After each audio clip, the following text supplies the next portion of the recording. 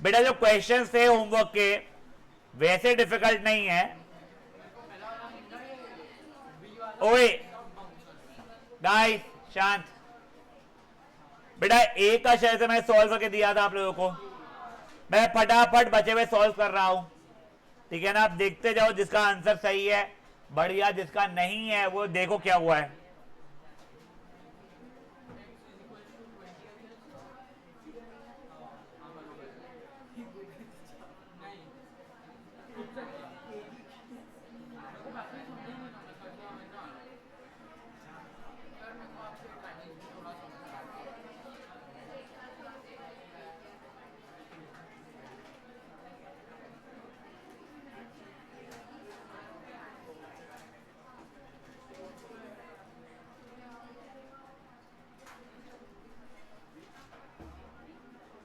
बेटा एक बार जो भी आंसर नहीं आया आप देखते जाओ, समझ में आ गया तो बढ़िया, नहीं तो समझाऊंगा।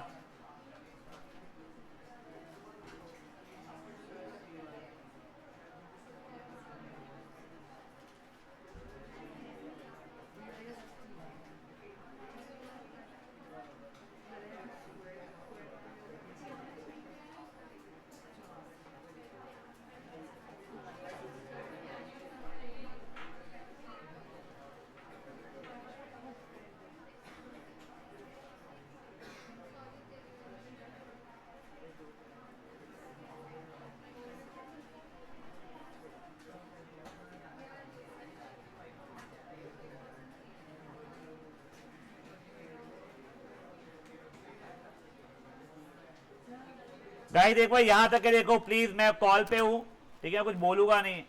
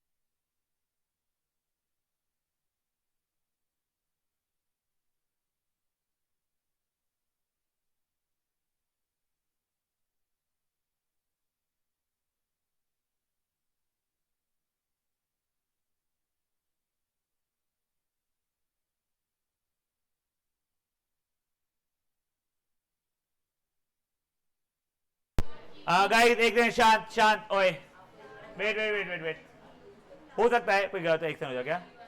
वो 10:30 होना चाहिए था, 16 नहीं होना चाहिए था, सॉरी। अभी एक second, B N U one. देखो वैसे मैं पूरा पूरा सॉल्व किया, होता है कुछ गलती की भी हो, समझा नहीं है अभी भी, करने के बाद में भी बता देना। B N U one C C S. देखो ये सी वाला देख लो बच्चे लोग, इधर उधर के tan 2x 3/√3 आ रहा था, मैं टेबल पर देखा कोई भी मेरा 3/√3 वाला तो है ही नहीं नंबर, तो मैंने रैशनलाइज किया है, √3 को ऊपर नीचे मल्टीप्लाई किया है, नीचे तो 3 बन गया, ऊपर 3 √3 बन गया था, 3 कट गया बेटा मेरे लिए फिर वो, तो tan 2x इक्वल टू √3 हो गया।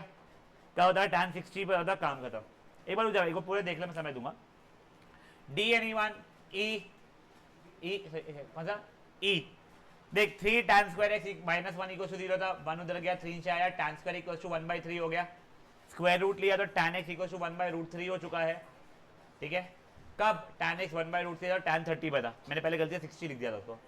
ठीक है, now F N E one, yes बेटा आपको याद है साइन अपॉन कॉस tan होता था, वैसे कॉस अपॉन साइन उसका रेसिप्रोकल tan का कॉट हो जाएगा। ठीक है, तो ये मैंने साइन एक्स को वहां भेजा, तो √3 is cos x by sine x, तो √3 is cot x and cot 30 is cot x, तो x से 30 हो गई।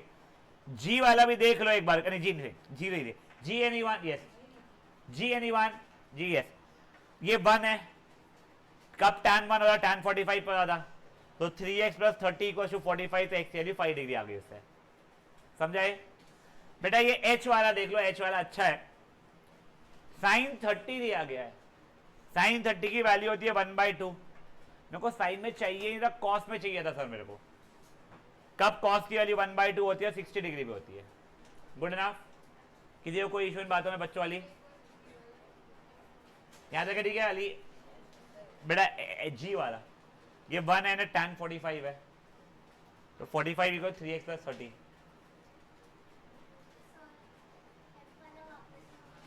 साइन एक्स नीचे गया, cos x upon sine x हो जाएगा cot x, sine by cos था tan, तो रेसिप्रोकल यहां करूंगा तो वहां पे भी करूंगा, cos x by sine x हो जाएगा cot x।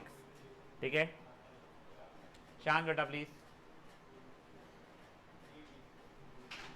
1/4 हो गया, वो अंडर रूट लिया,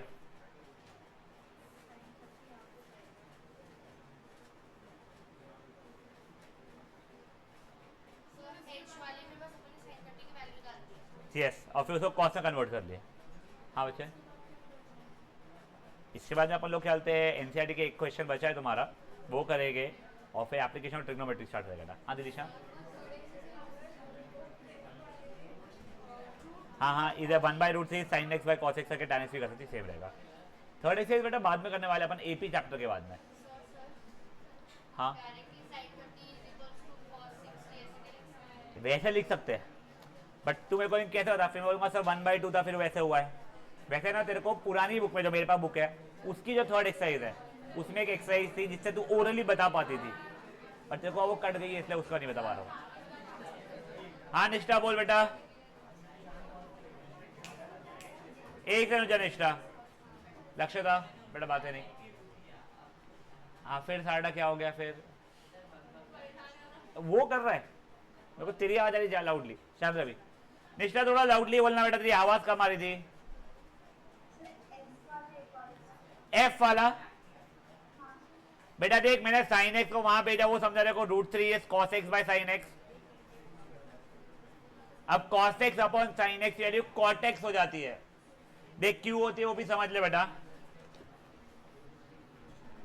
तेरे को ये पता था sine x upon cos x tan x होता है, पलटाऊंगा इसका रेसिप्रोकल करूंगा तो इसका भी रेसिप्रोकल हो जाएगा, cos x by sine x 1/tan x मतलब cot x, समझा बेटा।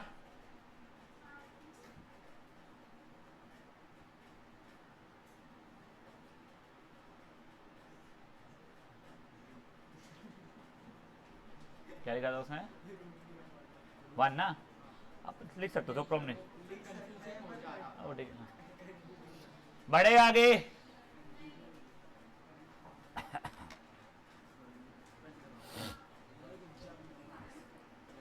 आई थिंक क्वेश्चन नंबर 9 भी होगा, एनी कोई आंसर बता पाएगा ए और बी की वैल्यू? ए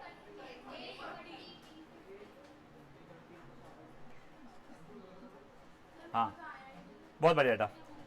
बेटा ये देखो कब साइन की वैल्यू √3/2 हो रही थी, 60 पे हो रही थी हमारी। लक्ष्य होमवर्क फिर से नहीं किया है,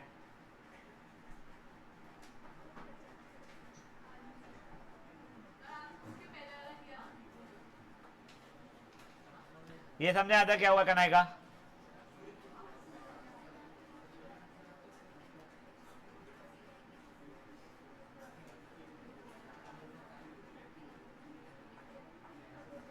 ये दो इक्वेशन दो वेरिएबल सॉल्व किए तो आए बेटा।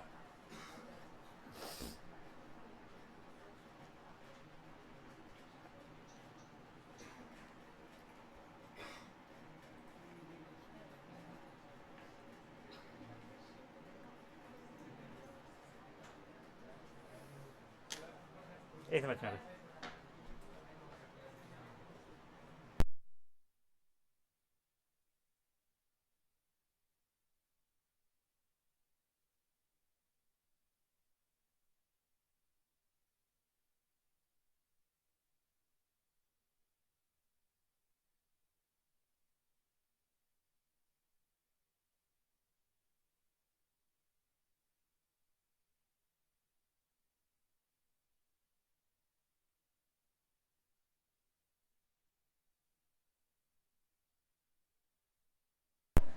चलिए ओए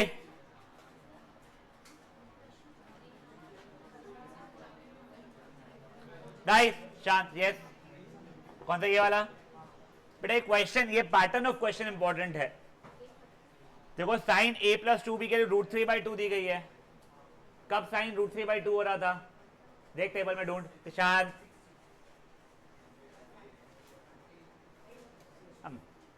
उसको क्या कर रहा हूं मैं भी 60 पे हो रहा था तो √3/2 की जगह साइन 60 लिख सकता था मैं।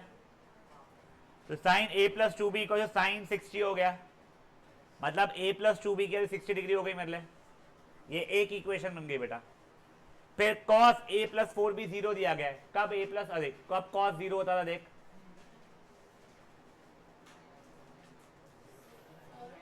90 पे, तो 0 की जगह cos 90 दिखाना है। cos a प्लस 4b को cos 90, मतलब a प्लस 4b के लिए 90 डिग्री हो गई है। समझा? दो इक्वेशन दो वेरिएबल। हाँ बेटा वो ना तेरे को अभी मतलब नहीं है। इनफैक्ट उसके आगे ये भी लिखा हुआ होना चाहिए था। ये जैसा जो लिखा हुआ है ना, ये सब चीज़ें बिटवीन 0 और 90 डिग्री है। जब तू 11th-12th में आएगी तब तुझे पता चलेगा। मैं तो अभी क्या होता है 1/2 रहता है sine theta equal to 1/2 theta क्या तू 30 डिग्री फट से बोल देती है। सिर्फ 30 नहीं, ऐसे इनफाइनाइट अलग अलग वैल्यूज है जिसमें साइन 30 होता है। जैसे आई थिंक सो 150 पे भी साइन 30 हो जाता है। साइन 150 डिग्रीज भी 1/2 होता है। ऐसे बहुत सारे वैल्यूज होते रहे, तो वो चीज़ दी गई है उसके अंदर, यानी उससे बचाने के लिए ये दिया गया है। तुम्हारे लिए अभी बिल्कुल इग्नोर कर दो। नाउ गाइस ओए एक क्वेश्चन हमारा बचा हुआ था एनसीईआरटी का, वो एक बार पहले हम लोग देख रहे हैं फिर आगे बढ़ेंगे। क्वेश्चन नंबर 2 देखिए। ये पूरा का क्वेश्चन करना आपने ही है खुद से सॉल्व। अभी सुनो ओए ओए ओए सुनो, तुमको क्या करना है एक बार सुन लो। क्वेश्चन नंबर 2 के अंदर जैसे ये आपको 2 tan 30 एवं 1 + tan स्क्वायर 30 दिया गया है। तुम tan 30 की tan स्क्वायर 30 की वैल्यू डालोगे। तुमको एलसीएम लेना पड़ रहा है, सैंडविच रूल लगाना पड़ रहा है, जो भी करना है सब कुछ करके तुम वैल्यू निकालोगे। लेट अस अज्यूम, मेरे को आइडिया नहीं क्या आ रहा है आंसर, मान के चलो फाइनल आंसर आ जाता है मेरा √3/2, मान के चलो ठीक है। अगर √3/2 आ गया, क्या साइन 60 √3/2 होती थी? हाँ, तो आंसर ए हो जाएगा। कोई भी और बचेगी √3/2 नहीं हो इतना वैल्यू, तो आंसर मेरा ए हो जाएगा। सेकेंड सब पार्ट पे आ गया मैं, ठीक है। tan स्क्वायर 45 वगैरह डाला वैल्यू, मान लो आंसर मेरा 0 आ गया। tan 90 नॉट डिफाइंड, ये तो नहीं है, 1 भी नहीं है। साइन 45 बेटा 1/√2 वो भी नहीं, डी है मेरा 0, बढ़िया हो गया। फेयर ना फेयर, यहाँ तक ये थी। एक बार के थर्ड सब पार्ट छोड़ दो अभी का, मैं बताऊंगा, फालतू का क्वेश्चन है वो। फोर्थ सब पार्ट भी फर्स्ट सब पार्ट जैसा ही है। tan 30 की जगह उसकी वैल्यू डाल दिया बेटा मैंने, जो भी वैल्यू आई उसकी, किस्सा खत्म। फिर समझा ये चीज? आप लोगों के पास में अभी 7 मिनट है।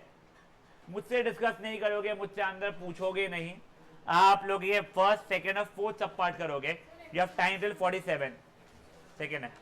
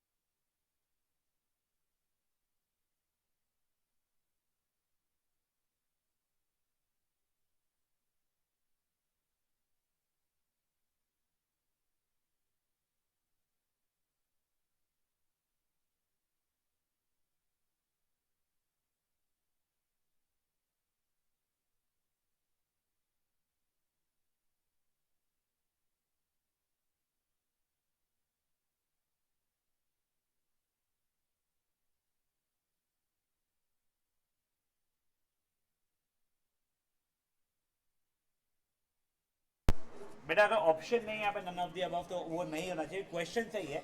एग्जाम में कभी ऐसा हो सकता है कि तेरा आंसर सही है और ऑप्शन गलत है, तब का तब देखेंगे, ठीक है।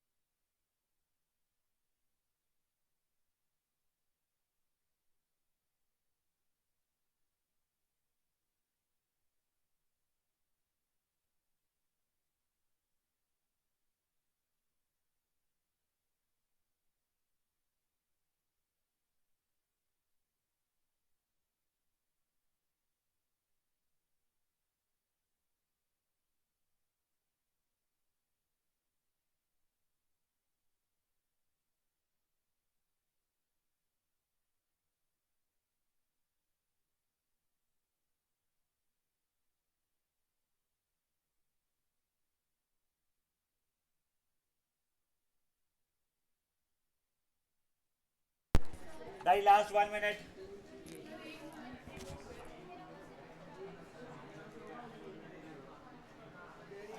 गाइस बातें नहीं ना प्लीज।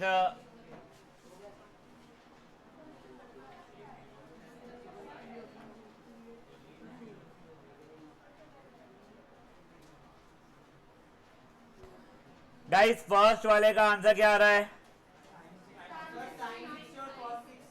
नहीं साइन 60 कॉस 60 दोनों आ नहीं सकता इसका।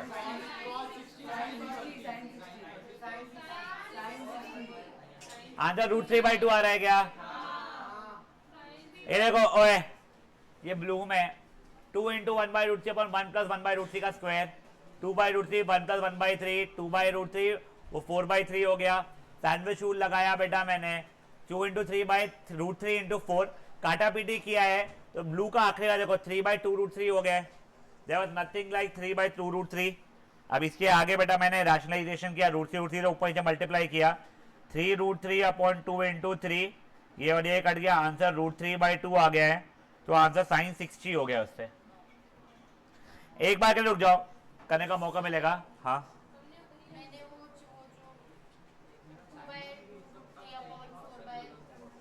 4/3 आया है। हाँ वो भी चल जाएगा, प्रॉब्लम नहीं, तेरा आंसर आ गया ना। हाँ ओए, सेकेंड सब पार्ट का आंसर 0 आया है, वो ही था। फोर्थ वाला मैं कर रहा हूं, जिन लोगों का फर्स्ट या सेकंड से कोई गलत था वो लोग तो ठीक करेंगे। थर्ड मैंने बोला करने के लिए अभी तक के, तो क्यों बताओ? थोड़े से ख्यालों के बाहर निकलो, ठीक है ना। 14 फरवरी को टाइम है बहुत, उसके बाद में 15 फरवरी आ रही है जब बोर्ड से। रुक जा, यही हो जा।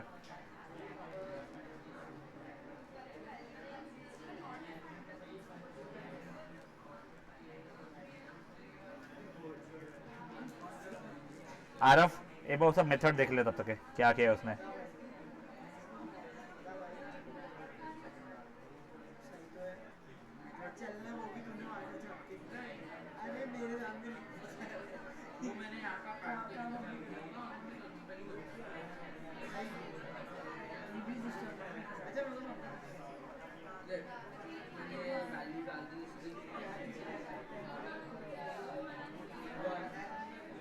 गाइस शांत। ओए बेटा ये देख लो, फर्स्ट सब पार्ट समझा दिया है, सेकंड सब पार्ट आप लोगों को समझा दिया है, फोर्थ सब पार्ट का आंसर मेरा tan 60 आ रहा है।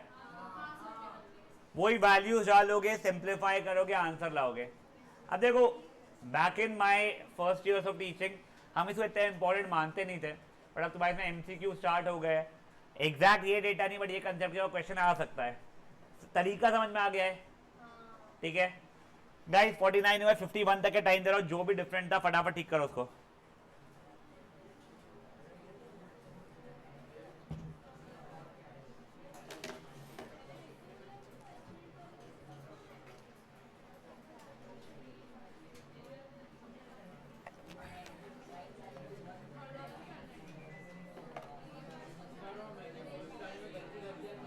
ओए बातें मत करो।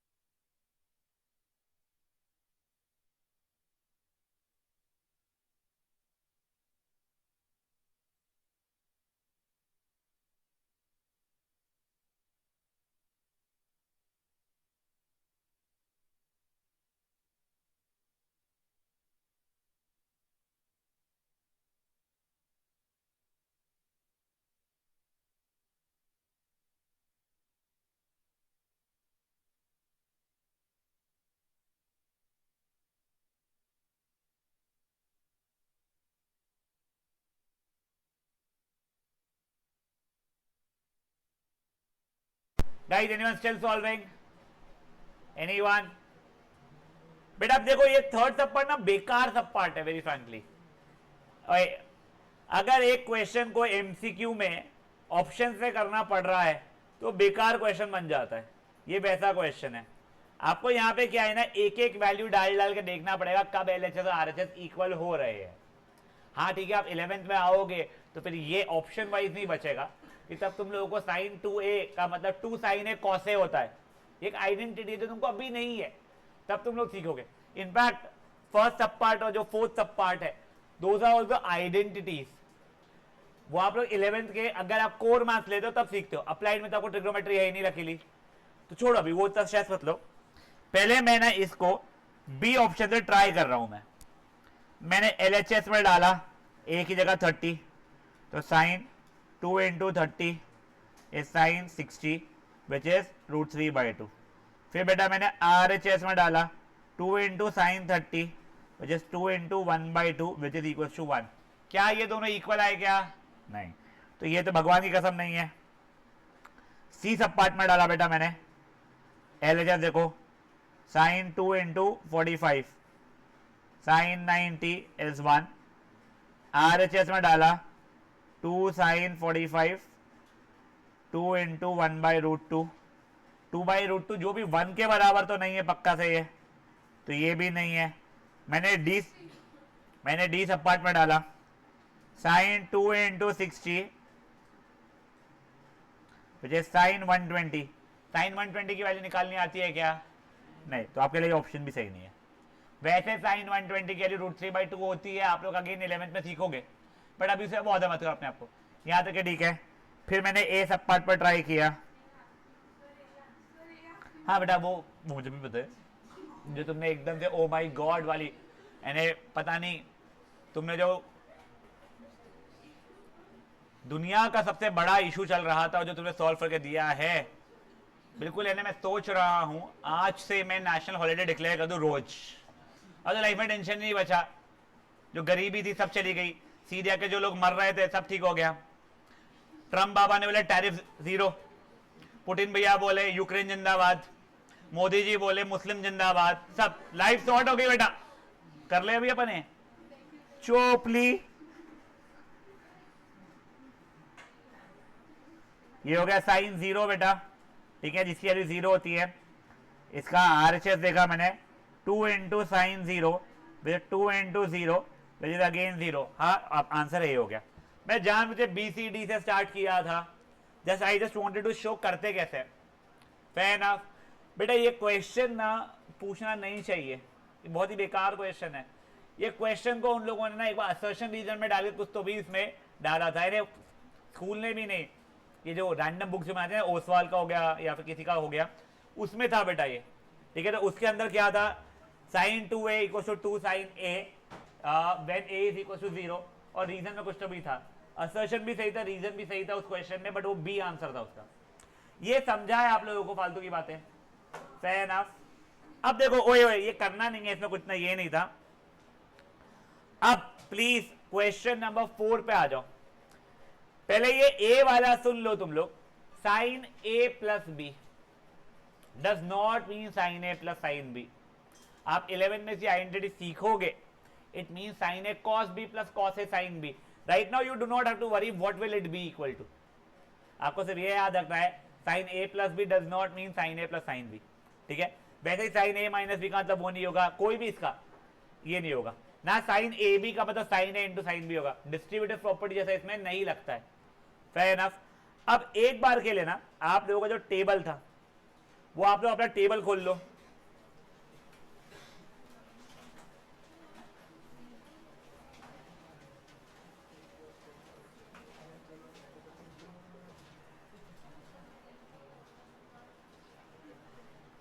अब देखो साइन के 0 1/2 1/√2 √3/2 1 हो रही थी, ठीक है, अपने स्टैंडर्ड एंगल्स में। आप रियलाइज कर रहे हो क्या, जैसे जैसे थीटा की वैल्यू बढ़े जा रही है, यहां की वैल्यू भी बढ़े जा रही है, लेफ्ट से राइट साइन की वैल्यू बढ़ते आती है। वही अब कॉस देखूंगा मैं, अगर लेफ्ट से राइट कॉस की वैल्यू घटे जा रही है, टैन अगर मैं देखूंगा तो उसकी वैल्यू बढ़े जा रही है, कॉट अगर मैं देखूंगा तो उसकी वैल्यू घटे जा रही है, सेक अगर मैं देखूंगा वैल्यू बढ़े जा रही है, कोसेक अगर मैं देखूंगा तो उसकी वैल्यू घटे जा रही है, ठीक है। तो साइन जब थीटा 0 से 90 के जाता है, साइन की वैल्यू बढ़ती है, कॉस घटता है, टैन बढ़ता है, कॉट घटता है, सेक बढ़ता है, कोसेक घटता है। तो बेसिकली जैसे ये लोग बोलो ऑल्टरनेट हुए जा रहा है सर, ठीक है। तो अगर आप चाहो ना तो आपने यहाँ पे टेबल बनाया है क्लास ऑफ कॉपी में अपनी, तो वहां पे लेफ्ट में ये अगर जगह है तो ये ऐसा एरोस बना के रख सकते हो, अगर आप लोगों को समझ रहा है तब तो, ठीक है।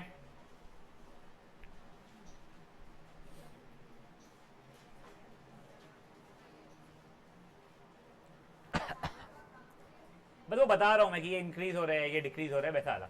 देखो अगर याद रहेगा या समझा हुआ है तो निकाल सकते हो, तो वो भी नहीं करेगा। सॉरी थर्ड बेटा जब अपना एपी हो जाएगा उसके बाद में करेंगे, वो डिफाइन करेगा किस स्पीड में मैं भगा सकता हूं उस चीज को, वैसा है। चलिए अब ओए आप देखिए ये सेकंड वाला, the value of sine theta increases जैसे थीटा इंक्रीज हो रहा है तो true, the value of cos theta increases जैसे थीटा इंक्रीज हो रहा है false. Sine theta equal to cos theta हर एक for all values of theta false, सिर्फ 45 डिग्री पे होते दोनों equal. Cot A is not defined जब ए की वैल्यू 0 डिग्री है, ट्रू। कॉट 0 नॉट डिफाइंड होता है, समझा ये। अब देखो एक ना एग्जाम्पल है जो मैं कराना चाहता हूं, वो एग्जाम्पल कराने का रीजन भी मेरा ऐसा है कि आप लोगों को, हाँ यस, ये भी एक बार बस ओरली तुमको बता रहा हूं मैं। ये एग्जाम्पल एक बार ध्यान से देखना, आप लोगों को ये सब चीजें ही नेक्स्ट चैप्टर जब भी अपन स्टार्ट करने वाले उसमें हो लगेगा। क्या बोला गया, एक बार ट्राइंगल देख लो आप लोग, ये 30 डिग्री दिया है, राइट एंगल ट्राइंगल है, बी 90 है, मेरे को ए बी की वैल्यू 5 दी गई है, फाइन।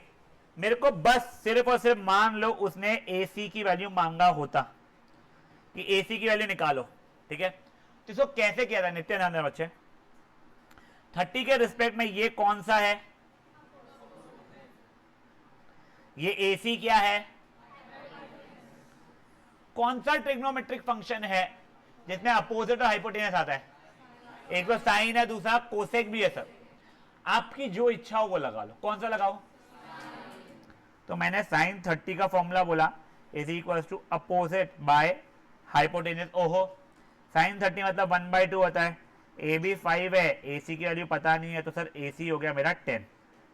कोई बच्चा सर मेरे को साइन नहीं लगाना है, मेरे को कोसेक लगाना है। चल ठीक है भाई, कोसेक 30 इज हाइपोटेनियस यानी ए सी अपॉन अपोजिट, यानी ये कोसेक 30 2 होता था, इज ए सी अपॉन 5 उधर भेजा, 10 इज इक्वल टू ए सी हो गया। मतलब समझा ये चीजें क्या हो रही है?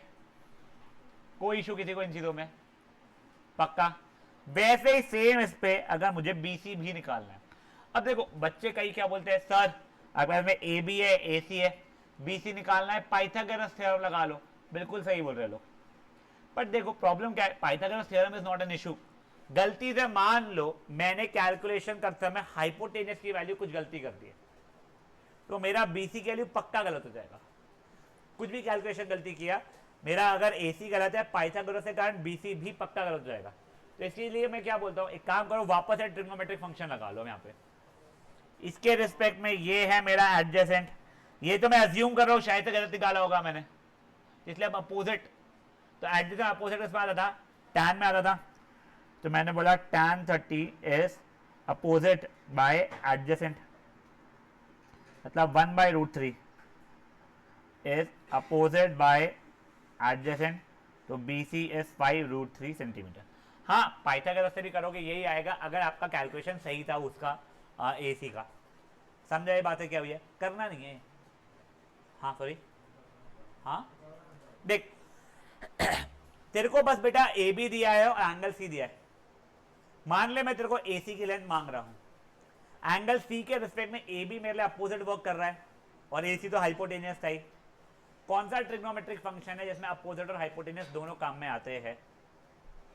साइन में आ जाते हैं, कोसेक में बैठे साइन ही मान ले अभी के लिए, ठीक है ना। तो मैं साइन सी वाला साइन 30 लगाया, अपोजिट बाय हाइपोटेनस। साइन 30 के लिए 1/2 थी, अपोजिट की 5 थी, हाइपोटेनस मेरा AC था, इधर उधर के AC 10 आ गया। उससे मैं tan 30 लगाया जिससे एडजस्टमेंट भी निकल जाएगा, ठीक है। अब बेटा जो चीज अपन ने यहाँ पे किया है ना, वही चीज अपन लोग कईयों बार जो अभी नेक्स्ट चैप्टर जब अपन स्टार्ट कर रहे हैं उसमें करने वाले हैं। पर उसके पहले एक और एग्जांपल देख लीजिए प्लीज। एग्जांपल नंबर 7 मन में पढ़िए प्लीज। नहीं ये कुछ करना नहीं है बेटा,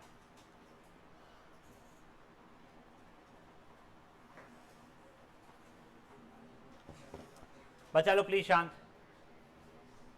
you will be getting homework even today. BVM वाले कोई रोए तो कन्वर्टेंस खाएंगे, ठीक है ना। तुम्हारे कारण मेरे को चैप्टर्स कराने पड़ रहे हैं। सुनो, ये कुछ भी नहीं है, आप लोगों का एंगल P मांगा है उसने, या एंगल Q मांगा है, या दोनों मांगा है। पहले बोलो कौन सा निकालना है? बोला आरफ, P की R। आरफ बोला P, थीटा क्या P बोल दो। चलो P के रिस्पेक्ट में मुझे कौन से साइड्स पता है? हाइपोटेनस पता है, और कौन से ट्रिग्नोमेट्रिक फंक्शन में एडजेसेंट हाइपोटेनस आता है? कॉस में। Cos P is adjacent upon hypotenuse. Cos P की वैल्यू 1/2 है। कब कॉस P 1/2 होता था? 60 पे होता था, तो P की वैल्यू 60 डिग्री आ गई। एंगल सम प्रॉपर्टी से ये 30 हो गया। फिर समझा ये चीज है बेटा। ये आपको ऐसा रैंडम वैल्यू नहीं देगा जिसका आपको स्टैंडर्ड एंगल पता ही ना हो, ठीक है।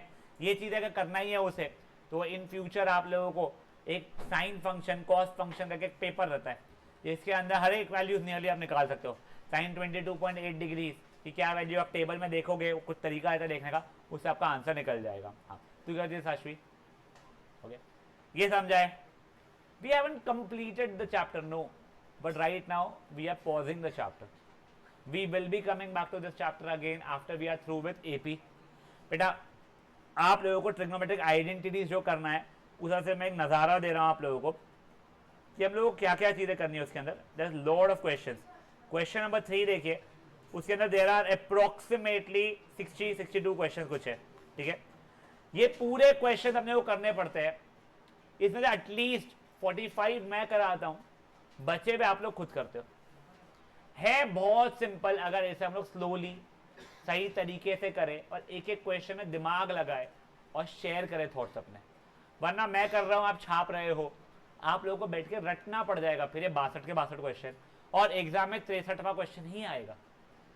इसके अंदर एनसीईआरटी के क्वेश्चन कई सारे डाले हुए नहीं है, वो अपन एनसीईआरटी के जाके एनसीईआरटी से फिर से करते हो, कई सारे है भी, बट ये करने के बाद में एनसीईआरटी के एक दो सप्ताह जल्दी क्यों आ गए, 6:30 की थी ना, एनसीईआरटी के कई सारे, तू ना मोबाइल दे, and next time you dare not do this stupid shit with me, and you I will complain it to your mom too, and you know what I am talking to you, ठीक है ना, and you too, it is very clear, मैं जानबूझ छोड़ के गया था यहाँ पे फोन, ठीक है ना, और मैं इसीलिए छोड़ के गया था,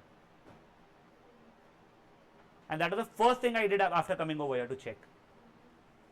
बैठो गाइस, समझा, एक लगा के मौलसी दवा सा लगाओ।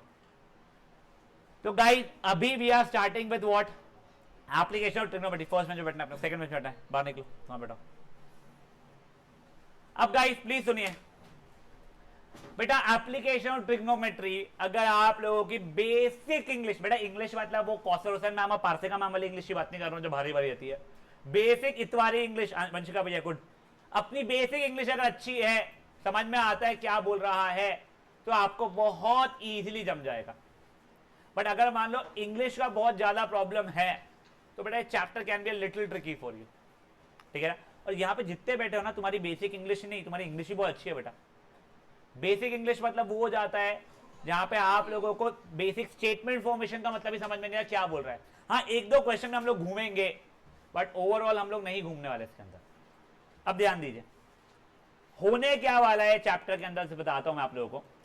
आप लोगों को एक स्टेटमेंट लाइक एक क्वेश्चन दिया जाएगा, आपको उससे कुछ डायग्राम बनाना पड़ेगा। फॉर एग्जाम्पल आप लोगों का डायग्राम कुछ ऐसा बन जाएगा उससे, ठीक है। आपको कोई भी एक वैल्यू दी जाएगी, मान लो ये 10 दिया गया है, आपको इसकी वैल्यू और इसकी वैल्यू में भी पूछी जाएगी, ठीक है। अब सुनो, यहां पे ना हम लोग दो चीजें सीखने वाले हैं, एक है एंगल ऑफ एलिवेशन, दूसरा है एंगल ऑफ डिप्रेशन, ठीक है ना। पहले हम लोग एंगल ऑफ एलिवेशन का मतलब समझते हैं, फिर डिप्रेशन का समझेंगे, फिर अपन लोग आज मेजरली एंगल ऑफ एलिवेशन वाले ही क्वेश्चंस करने वाले हैं। देखो आप लोगों के एनसीईआरटी में बहुत प्यारा डायग्राम बना हुआ है, उसके थ्रू ही दिखाता हूं उनको। This is a new chapter, ठीक है ना गाइस, शांत, यस। लेट्स से ये एक लड़की है, हॉरिजॉन्टली उसकी देखो कभी भी अगर कोई खड़ा है नॉर्मल इसमें, तो लाइन ऑफ साइट उसकी आंखों से सीधा रहता है ना, पैरेलल टू ग्राउंड लेवल रहता है, ये हॉरिजॉन्टल लाइन है। कोई ऊपर एक ऑब्जेक्ट था, तो उसको वो देखने के लिए अपना गर्दन को उठाना पड़ा, करेक्ट। उसने अपने गर्दन को उठाया थोड़ा सा और फिर देखना शुरू किया, अब उसकी लाइन ऑफ साइट ऊपर हो चुकी है, फेयर एनफ। तो जो उसने ये एंगल जो कवर किया है वो हो जाता है एंगल ऑफ एलिवेशन। एलिवेशन मतलब उठना, शायद से एलिवेट करना, उठाना, जो भी है। आप गर्दन को जब उठा रहे हो हॉरिजॉन्टल लाइन से आपने उठाया कोई ऑब्जेक्ट को देखने, कुछ भी देखने के लिए, तो जो एंगल आपने कवर किया है उसे क्या बोला जाएगा, angle of elevation. Fair enough है यहां तक के बेटा, कोई इशू, पक्का। यही अगर मान लो मैं नीचे कोई ऑब्जेक्ट को देख रहा था, ठीक है, उसको ज्यादा अच्छा अप्रिशिएट करने के लिए मान लो मैं कोई हाइटेड टावर के ऊपर खड़ा हूं, फेयर एनफ। अभी मैं बालकनी में खड़ा था, सीधा जब देख रहा हूं ये हॉरिजॉन्टल लेवल है बेटा मेरे लिए, ठीक है। नीचे कोई ऑब्जेक्ट था, it is not always necessary ground पे ही रहे, ग्राउंड से लिफ्टेड इस पे भी हो सकता है, ठीक है। जब मेरे को नीचे देखना था तो मैं मेरी गर्दन को नीचे कर रहा हूं। अब आई am not sure why is it called depression, ठीक है ना। बट अगर मैं नीचे देखना शुरू किया तो मैं जो हॉरिजॉन्टल लाइन था उससे अब नीचे देख रहा हूं, तो जो मैंने एंगल यहां पे कवर किया है उसे बोलते हैं हम लोग एंगल ऑफ डिप्रेशन। प्लीज सुनिए, this is angle of depression, it is with the horizontal line. कई बच्चे लोग स्टार्टिंग में ना इसको एंगल ऑफ डिप्रेशन मार्क कर देते हैं, नहीं, फेयर एनफ। अब एक और चीज अगर मैं रियलाइज करूंगा तो ये हॉरिजॉन्टल लाइन और ये जो भी ग्राउंड का लाइन था ये पैरेलल रहेगा, तो मेरा ये वाला एंगल बाद में जाके इसके बराबर हो जाएगा। सब पता है अगर वो एंगल या एंगल इक्वल तो ऊपर के एंगल के डायरेक्ट नीचे का एंगल मार्क कर लेना चाहिए, तो नहीं बेटा आप ऊपर का करोगे फिर नीचे का भी मार्क भले कर लो। सही ना पे यहां तक के। अब देखो ये अगर दो चीजें समझी है तो हमें डायग्राम बनाने में बहुत आसानी होगी। बस उठ रहे पगली, एक और चीज सुनो, अभी अगर आपने ऊपर वाला देखा होगा यहाँ पे, तो हुआ क्या बेटा, एक लड़की खड़ी थी, लड़की कुछ हाइट होगी, मान लो 1 मीटर हाइट है, ठीक है, तो उसकी आंखें अप्रोक्सीमेटली 1 मीटर की मान लेते हैं ग्राउंड से। हम आंखों के लेवल से भी एंगल ऑफ एलिवेशन डिप्रेशन खेल रहे थे। बट अगर मान लो आपको कुछ भी दिया नहीं गया है, बंदे का हाइट, बंदी का हाइट, या कोई बंदा खड़ा है, तो ऐसे समय पे अगर मान लो ऐसा बोला जाए कि एक ग्राउंड था, एक काइट थी 10 मीटर अबव द ग्राउंड, ठीक है, from a point some distance away the angle of elevation was 30 degrees. तो ये पॉइंट से ग्राउंड लेवल से मजा लेके इसको 30 डिग्रीज बोलूंगा। हाँ ये तो मेरा 90 डिग्री रहने ही वाला है। बीच की किसकी हाइट? लड़की है ही नहीं, वो ग्राउंड लेवल से अपन ले रहे हैं। ऐसा ही लड़की हमें जूते से देख रही है। अब वो ऐसा मान लो कि यहां से मैंने रस्सी बांध के ऐसे लाके फिर एंगल को मेजर किया हुआ है। फेयर ना यहां तक है। अब सुनो, ये चैप्टर के अंदर आप लोगों को वही कोई एक एंगल और एक वो दिया जाएगा, साइड बचे हुए 2 साइड में से कोई भी एक या 2 निकालने पड़ेंगे आपको। वो 6 ट्रिग्नोमेट्रिक फंक्शंस यूज करने पड़ सकते हैं। मेरा सजेशन रहता है मेजरली या तो साइन, कॉस या टैन ही यूज करना। देखो अगर साइन यूज कर तो कोसेक की जरूरत नहीं, कॉस कर रहे हो तो सेक की जरूरत नहीं, टैन कर रहे हो तो कॉट की जरूरत नहीं रहेगी। समझ आता है क्या हो रहा है? आपकी किसी की इच्छा है नहीं सर मैं कोसेक सेक कॉट यूज कर सकता हूँ क्या? हाँ कर सकते हो, कोई प्रॉब्लम नहीं है। मैं साइन कॉस और टैन ही यूज करता हूँ। दूसरी चीज बेटा, ये इसमें ना अप्रोक्सीमेटली 80% टाइम आप लोग टैन यूज करने वाले। तो बच्चे लोग अपने दिमाग में बैठा लेते हैं ये चैप्टर आया तो टैन लगाना, ये चैप्टर आया तो टैन लगाना। बिल्कुल भी नहीं, आपको समझना है आपको क्या दिया गया है और क्या पूछा गया है। समझी बात? नेक्स्ट चीज, आप लोगों के एनसीईआरटी के अंदर कुछ क्वेश्चन है, जैसे मैं आपको दिखा देता हूं। आई थिंक क्वेश्चन नंबर 1 भी है और 2 भी है क्या? नहीं, एग्जाम्पल 1 तो नहीं, एग्जाम्पल 2 देखो। उसने कुछ तो एक क्वेश्चन दिया, डायग्राम को दिया हुआ नहीं रहेगा, ठीक है। आखिरी में उसने बोला है यू मे टेक √3 एज 1.73। अगर आप लोगों को एग्जाम में कुछ नहीं दिया हुआ रहे, बत्तर बेटा ध्यान दे, आता है बट ध्यान दे, आपको अगर एग्जाम में कुछ नहीं दिया गया है ब्रैकेट के अंदर कि √3 की वैल्यू ये यूज करो या √2 की वैल्यू ये यूज करो, तो कुछ भी नहीं दिया गया है अगर, तो आप लोग क्या करोगे? उसको वैसा ही रहने दोगे, सिर्फ रैशनलाइज करोगे फाइनल आंसर को। तो फॉर एग्जाम्पल आपका आंसर था 8/√3 और कुछ दिया नहीं गया था, तब रैशनलाइज करके 8√3/3 कर दोगे। बट अगर दिया गया है यूज √3 एज 1.73, आंसर आया था 8/√3, तो मेरा रिक्वेस्ट है तब मत डालना, पहले रैशनलाइज करना और फिर डालना, कैलकुलेशन आसानी हो जाएगी आपको। ठीक है, तो क्या बोल रहे हो समझा नहीं, चिल करो, जब क्वेश्चन आएगा तब बताऊंगा मैं। अभी के लिए ना मैं ये √3 की वैल्यू यू में टेक वाले का हटा रहा हूं, आई विल नॉट टेक, ठीक है ना। सर रीजन ये है, right now I really do not want to concentrate on your calculation, I want to concentrate on the skill of you converting the question into diagram, ठीक है। अब ये देखो क्वेश्चन पे, तो एक बार मन में क्वेश्चन को पढ़ लो प्लीज आप, एग्जाम्पल 1 को।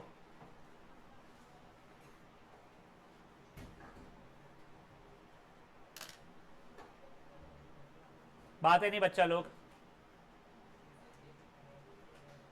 अब देखो वैसे इसने क्लियरली कहा है अ tower stands vertically on the ground, नहीं भी दिया हुआ होता तो बेटा इसको अपने इंडिया की बिल्डिंग पकड़ के चलना, लीनिंग टावर और पिज्जा नहीं कि इधर उधर गिर्री पिर्री, ठीक है, सब वर्टिकल रहेगा।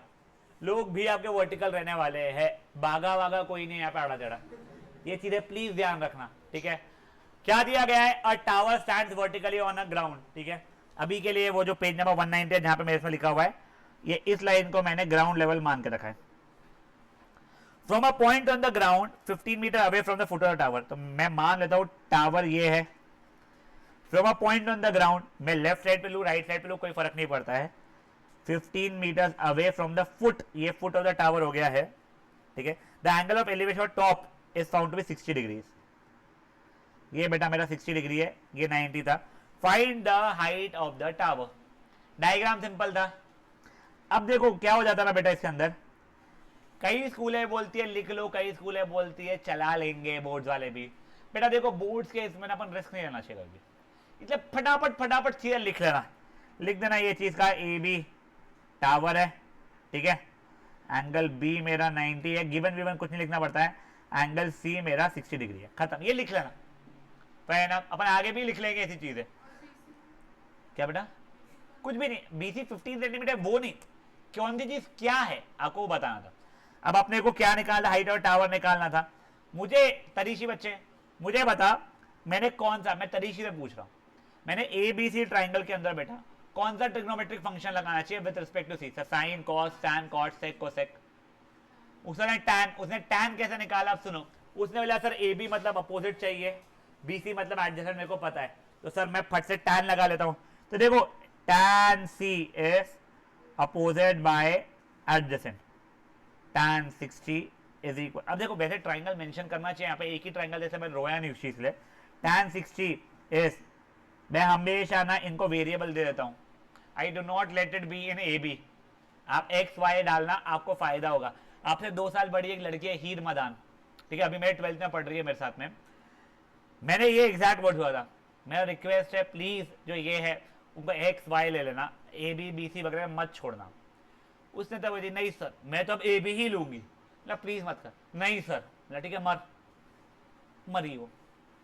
चैप्टर खत्म होने में जब आया उसको जम ही नहीं रहा, मैं मजाक में नहीं बोल रहा हूं तुमको, अभी तो तुमको रियलाइज नहीं हो रहा है, जहां पे आप लोगों को थोड़ा सा क्वेश्चन के अंदर 2 फिगर्स घुसना शुरू हो गए, तो आपको एसी को A B plus B C 10 बार लिखना पड़ेगा, फिर कौन सी चीज किसके बराबर है पत्ता ध्यान देना बेटा, तो A B plus B C वगैरह करना पड़ेगा, कौन सी किसके बराबर है, बहुत इशू आएगा। इसलिए सिंपल एक्स और वाई लिखना, ये हो जाएगा x upon 15 √3 is x upon 15 implies x is 15 √3।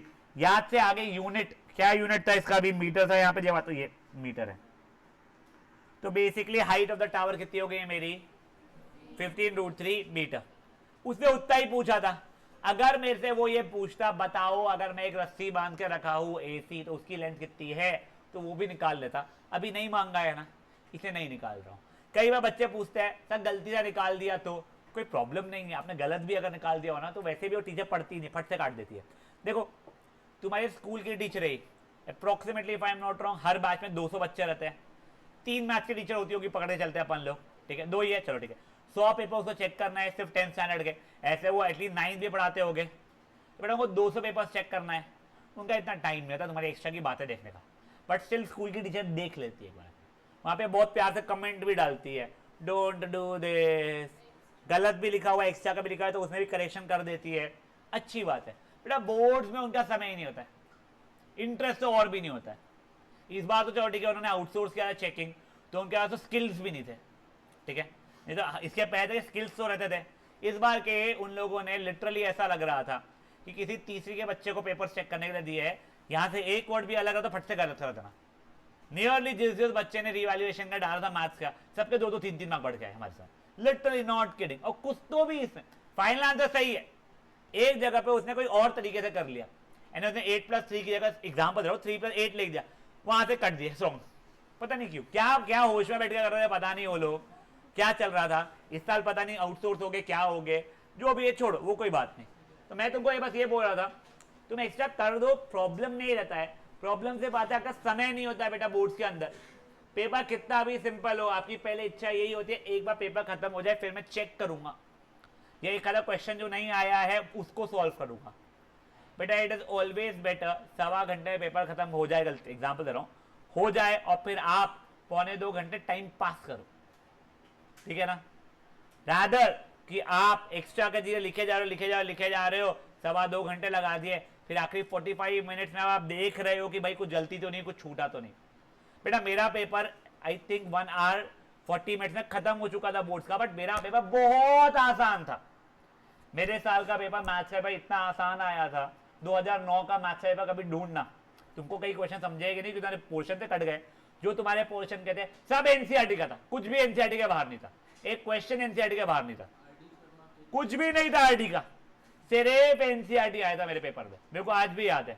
हमको फाइनल आंसर रट चुके थे, तुमको भी रट जाएंगे कई चीजों के फाइनल आंसर, तुम जब ऐसे भी सॉल्व चैप्टर है ना वो करोगे, कई आंसर देख के आता है और यहाँ इसका तो ये है, क्यों 3-3 बार किया हुआ है हम लोग, ऐसे भी का प्रॉब्लम ही हो जाता है, हमको वो देखे दुखे बिना डेटा चेंज के क्वेश्चन आए थे, मेरा 1 घंटे 20 मिनट 40 मिनट जो भी इसमें कई लोग खत्म हो गए थे, but it was still a better feeling than 2 घंटे 50 मिनट खत्म करना और फिर 10 मिनट कैसे तो भी कुछ तो ही चेक करना। इसलिए प्लीज गाइस एक्स्ट्रा की चीजें फालतू की चीजें लिखेगी नहीं जब क्लियरली पता जरूरत नहीं है। ठीक है गाइस, आप लोग पहले एग्जाम्पल नंबर 1 करेंगे। हाँ बेटा,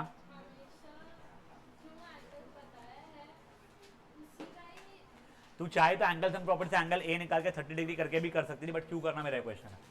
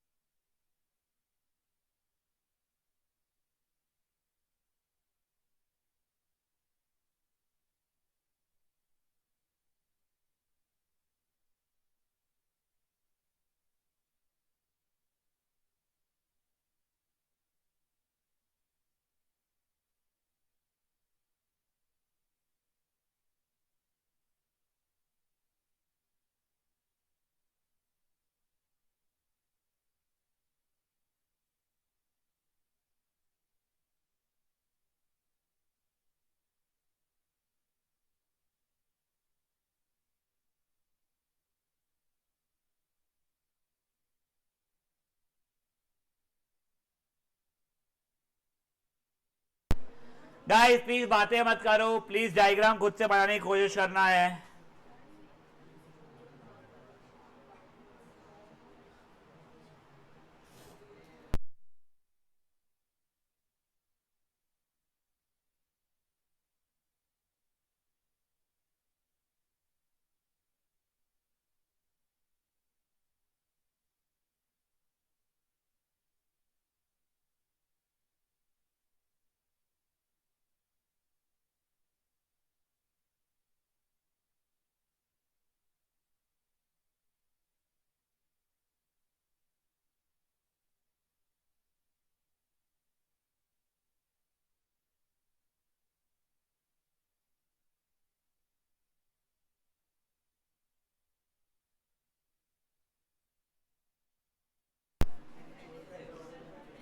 गाइस शांत, ओए गाइस शांत। बेटा we'll be trying to get few faculties from schools जो आप लोगों को बता सके कि एक पेपर को सॉल्व कैसे किया जाता है, बोर्ड्स के चेकिंग का कैसा होता है। अब इसमें लकीली हमको इंग्लिश के लिए ज़रूरत नहीं है, क्योंकि इंग्लिश में कौशल हुसैन मैम पढ़ा रहे हैं, तो सीपीएस वालों का मेरे पोर्शन भले अलग हो, but she has at least an experience of I would say 20 years, और बोर्ड पेपर चेक भी करते हैं। ऋत्विका मैम सोशल का आपको बता दें, because she has been a school teacher, पर उन्हें बोर्ड से चेकिंग की है। अनफॉर्चुनेटली ऑब्वियसली मैंने स्कूल में नहीं पढ़ाया है, मुझे कोई साइड नहीं, अमेजिंग बजिया में। ठीक है, तो हम लोग मैथ साइंस और हम लोग लैंग्वेज के लिए भी फैकल्टी देखने की कोशिश करते हैं। लास्ट ईयर हमको कोई मिला नहीं, क्योंकि लास्ट टाइम हम खुद ही इतने पैनिक जोन में थे। इस बार I think we'll be in a better state. तो मैथमेटिक्स से तो I know a few teachers, science के लिए भी आई डू नो बीवीएम के 1-2 टीचर्स, तो कोशिश करके उनको बुलाया जाएगा। तो जो आप लोग एक रैंडम क्वेरीज जो रहते हैं ना, कि जैसे इसने अभी एक पूछा सर ऑल्टरनेटिव इंटीरियर एंगल की जगह बोर्ड में AIA लिखे तो चल जाएगा क्या, जितना मुझे पता है चल जाएगा, इतना बड़ा स्ट्रेस नहीं आता उसका। अब एक और मैं बताता हूँ, जैसे स्कूल वाले बोलते हैं MCQ क्वेश्चन जो रहता है, मान लो क्वेश्चन 1 में आपने ऑप्शन A और आंसर B का लिख दिया, ठीक है, तो क्या होगा। तो ये सब चीज़ आपको वो लोग बेटर बता पाएंगे जो लोग बोर्ड्स के पेपर चेक कर चुके हैं पहले।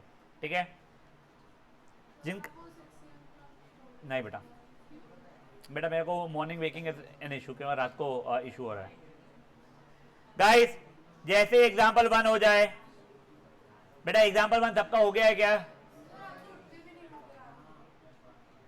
इसलिए तो सुबह भी नहीं उठना है, सुबह भी नहीं उठना है इसलिए। गिवन, तो वो तो गिवन चीजें लिखी हुई है ना बेटा, वहां पे ए बी टावर है तेरा, तो वो जरूरत नहीं थी। तो ये भी लिख देंगे, A B is the tower और एंगल ये लिख दे, वो कोई फर्क नहीं पड़ता है, लिख ले फिर तो वैसा है। तो गाइस सुनो, ओए अगर किसी को बोला गया है तो आपको ये भी लिखना रहेगा BC 15 मीटर गिवन वगैरह करके, आपको थोड़ा भी डर है लिख लो। ठीक है भाई, तो ये पर्टिकुलर क्वेश्चन MCQ छापता, बट ये MCQ का मतलब ऐसा नहीं कि ऐसे सबके अब MCQ आने वाले अपने को। Now guys let's move on to question number 2। यहाँ पे इनके हिसाब से डायग्राम दिया गया है, बट हम लोगों को एग्जाम में इसका डायग्राम नहीं दिया हुआ रहेगा। एक बार के लिए मन में पढ़िए इसको।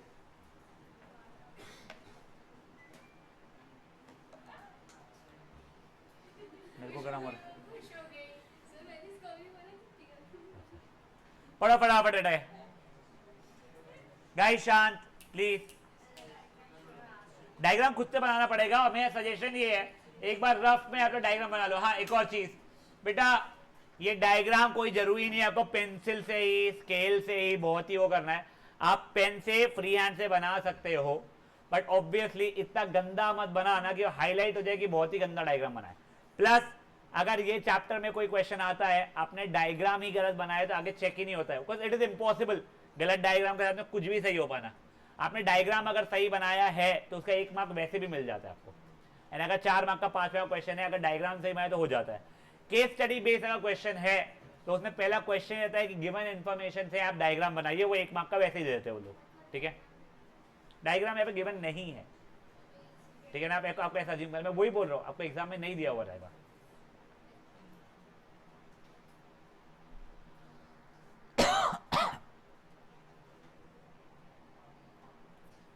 गाइस शांत, देखो पढ़ लिया है क्वेश्चन सबने,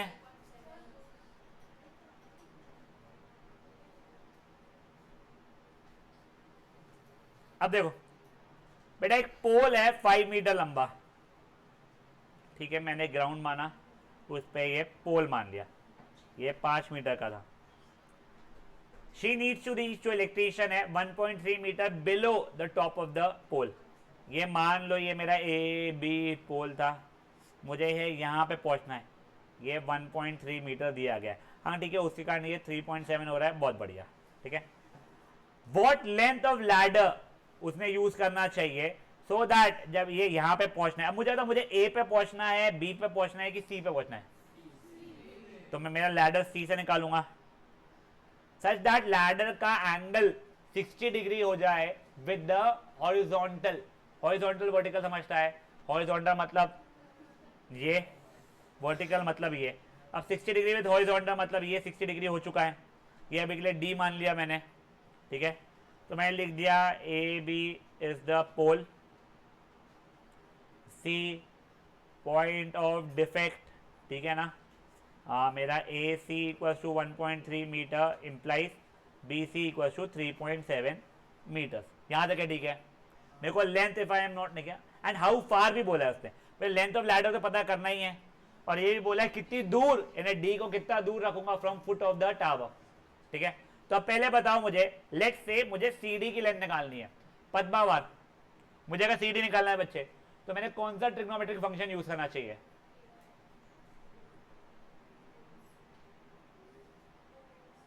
ओ साइन, ठीक है ना सर, ये है अपोजिट, ये है हाइपोटेनियस, साइन यूज करना चाहिए, अभी के लिए मैंने इसको x माना है, इसको मैंने y माना है, तो बेटा मैंने साइन 60 लगाया, दैट विल बी अपोजिट कौन सा हो जाएगा मेरा, BC, हाइपोटेनियस क्या है CD, √3/2 is x upon 3.7 by x,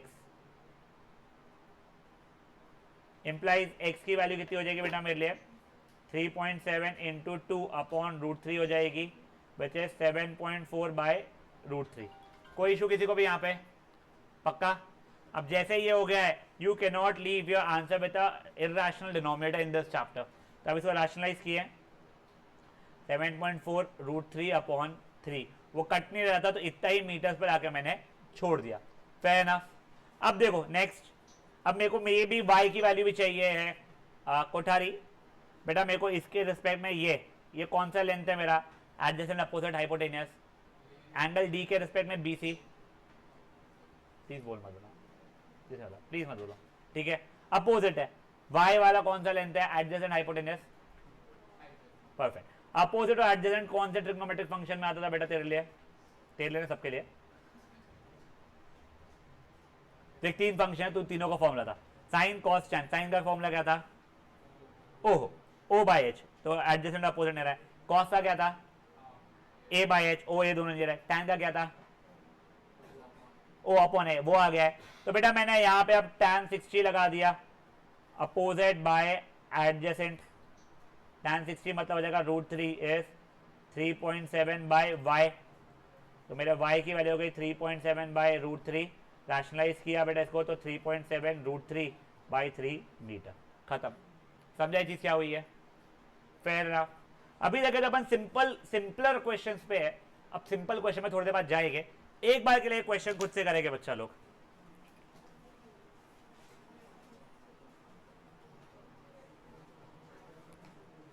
this might well be the last question for the day. ठीक है, आप लोगों का मैथ्स का। फिर मैं आप लोगों को होमवर्क बताऊंगा आपका सिंपल वाला।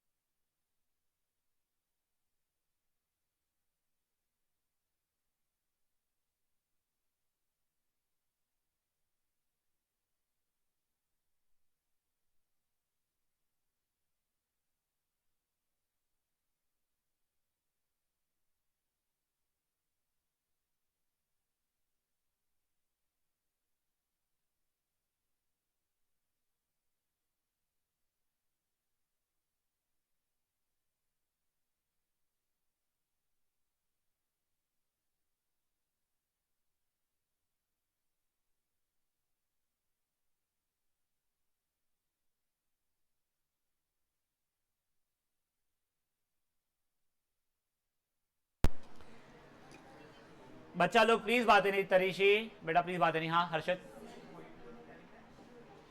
क्या बेटा? पॉइंट ऑफ डिफेक्ट ए सानवी कुछ नहीं चलता है क्या? 60 डिग्री। ये बेटा मेरा BCD ट्राइंगल है बच्चे। ए भी पूरा पोल था, मेरे को जो लैडर थी वो ए तक के लेके जानी नहीं थी। कि Maya how come are you talking बेटा? Stay away from this kind of kids बेटा। सही में बताओ देखो मैं प्लीज। हाँ दिलीशा,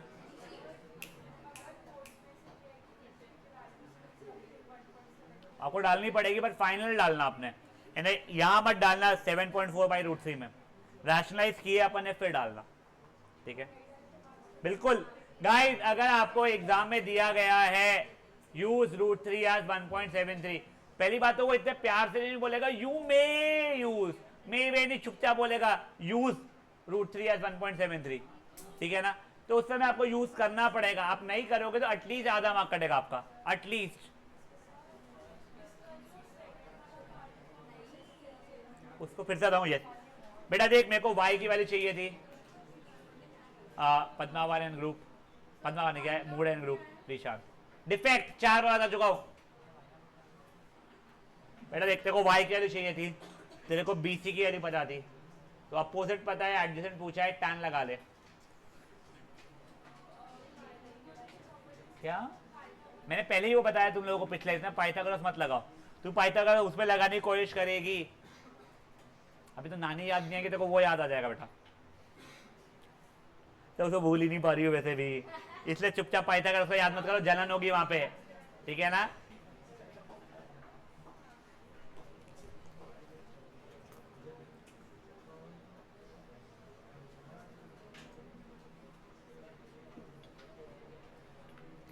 अली बात नहीं बेटा। बेटा with in I would say 5 more sessions. अभी कोई ये हफ्ते कोई छुट्टी नहीं आ रही क्या? शिट। ठीक है अबे होता तो मैंने पोला कब का है? कमिंग सैटरडे नहीं, उसके और अगले सैटरडे, यानी 6 दिन बाद आ रहा है ना पोला। बढ़िया। अबे ओए बड़े हो गए, पोला पोला में बैल लेके कोई घूमता है? कोई तुमको लेके घूमता है? नहीं। एक्सटेंडेड लंबी क्लास रहेगी, पहले बता रहा हूं मैं।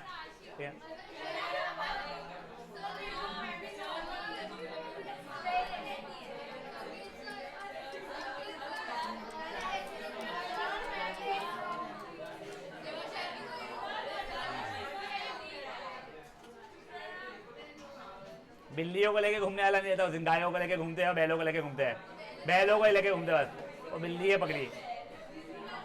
चलो ओए गाय शांत बेटा, प्लीज शांत, फटाफट करो ये।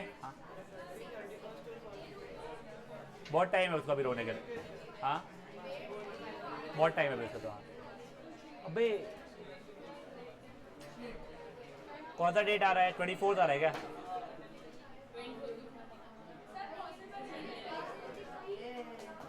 गाइस शांत, ओए बेटा शांत। ए 24 नहीं आ रहा है, 24 संडे, 23 आ रहा है। हाँ 23 लेंगे, लेंगे अपन, जो भी रहेगा क्लास को लूंगा मैं रोज। कब क्या होता है कब? ओए शांत बेटा, आप लोगों का 99.9% नेक्स्ट संडे भी इवनिंग का क्लास रहेगा। जिसको प्रॉब्लम है हाथ उठाओ और वो हाथ के हाथ में बाहर निकल जाओ। अली अच्छा मैं पूछा तेरे को है क्या प्रॉब्लम? है ना गुड बॉय। ओ अच्छा काय का पेपर है मंडे को? साइंस का। क्या चैप्टर्स आ रहे हैं? रुको गाइस शांत। हाँ बोरा जी एक सेकंड। हाँ बोरा जी साइंस में कौन से चैप्टर्स आ रहे हैं बच्चे? गुड। आगे भी तेरे को मेटल्स एंड नॉन मेटल्स आ रहा है एक्सट्रैक्शन के पहले तक का। मेटल प्लस ऑक्सीजन याद है ना पूरा? गुड। तो उसका सॉर्ट हो गया अपना लाइफ, ठीक है। और उसके बाद में हाँ बायोलॉजी का क्या आ रहा है? ठीक है। हाँ तो वो कब हो चुका है तुम्हारा, तुमको याद है? हाँ चलो ठीक है, चलो गाइस फाइन। हाँ फाइन ए ठीक है, ठीक है फाइन। बेटा साइंस का पेपर है कल, मंडे है, कल से पढ़ना शुरू करना है, ठीक है। चलो होमवर्क माफ करो फटाफट। ए फालतू की बकवास हम करो। गाइस शांत अब। ए चुप बेटा। आपका एक्सरसाइज था question number 1, question number 3, question number 4, question number 5। 1 3 4 5 question आपका होमवर्क है। क्वेश्चन बहुत सिंपल है, सेकेंड क्वेश्चन नहीं करना है, एक ही एक्सरसाइज है इसके अंदर। 1 3 4 and 5 good enough. Only maths and start leaving. ये हफ्ते के अंदर मैं देख के बताऊंगा मैं तुम लोगों को। I can understand. Where social tests were supposed to happen on the Wednesday, for which you have been informed on Wednesday morning की टेस्ट नहीं हो रही है, तो you should have been prepared for it till now.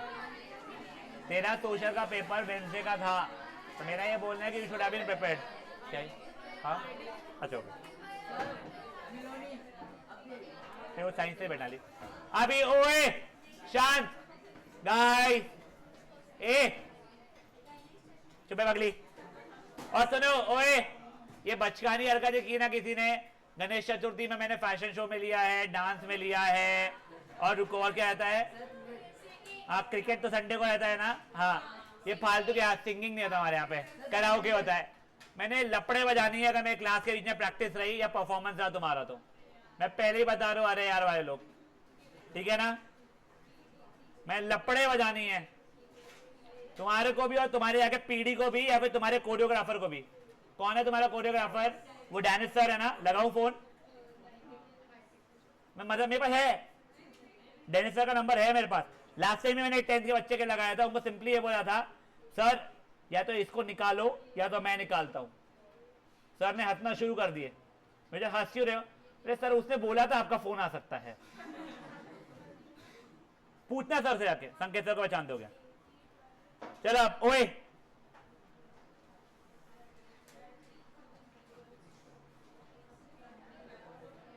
Guys शांत। बेटा अपन लोगों ने लास्ट सेशन में acid plus base salt plus water के अंदर acidic salt, basic salt, neutral salt वगैरह देखा था। कौन से स्ट्रॉन्ग एसिड होते हैं, कौन से वीक एसिड होते हैं, सब कुछ ये देखा था। वो पार्ट से अपन लोग एक बार रिवीजन करेंगे और आज पूरी कोशिश करके मेरे एंड से चैप्टर को एंड करेंगे। बेटा ए शांत। बेटा जो चैप्टर जो बचा हुआ है ना, वो 90% रटने का है, समझने की उसमें चीजें बहुत ही कम है। क्योंकि प्लीज बेटा ये लाउडली रीड करोगे and read to memorise. You have already understood things. तो लाउडली का मतलब ये नहीं चीख रहे हो, लाउडली का मतलब वो वॉल्यूम में और वो स्पीड में पढ़ोगे जिससे आपको चीजें याद होने की कोशिश होते रहे। स्टार्ट।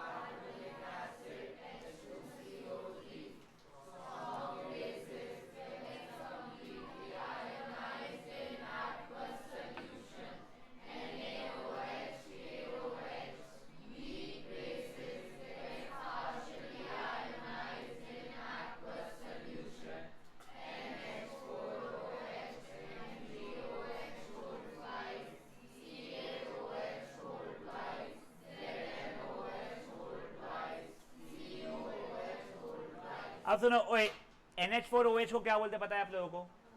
Ammonium hydroxide. MgOH बोल ट्वाइस मैग्नीशियम हाइड्रोक्साइड। CaOH बोल ट्वाइस। फिर हाँ बचे, ठीक है आप लोगों के लिए।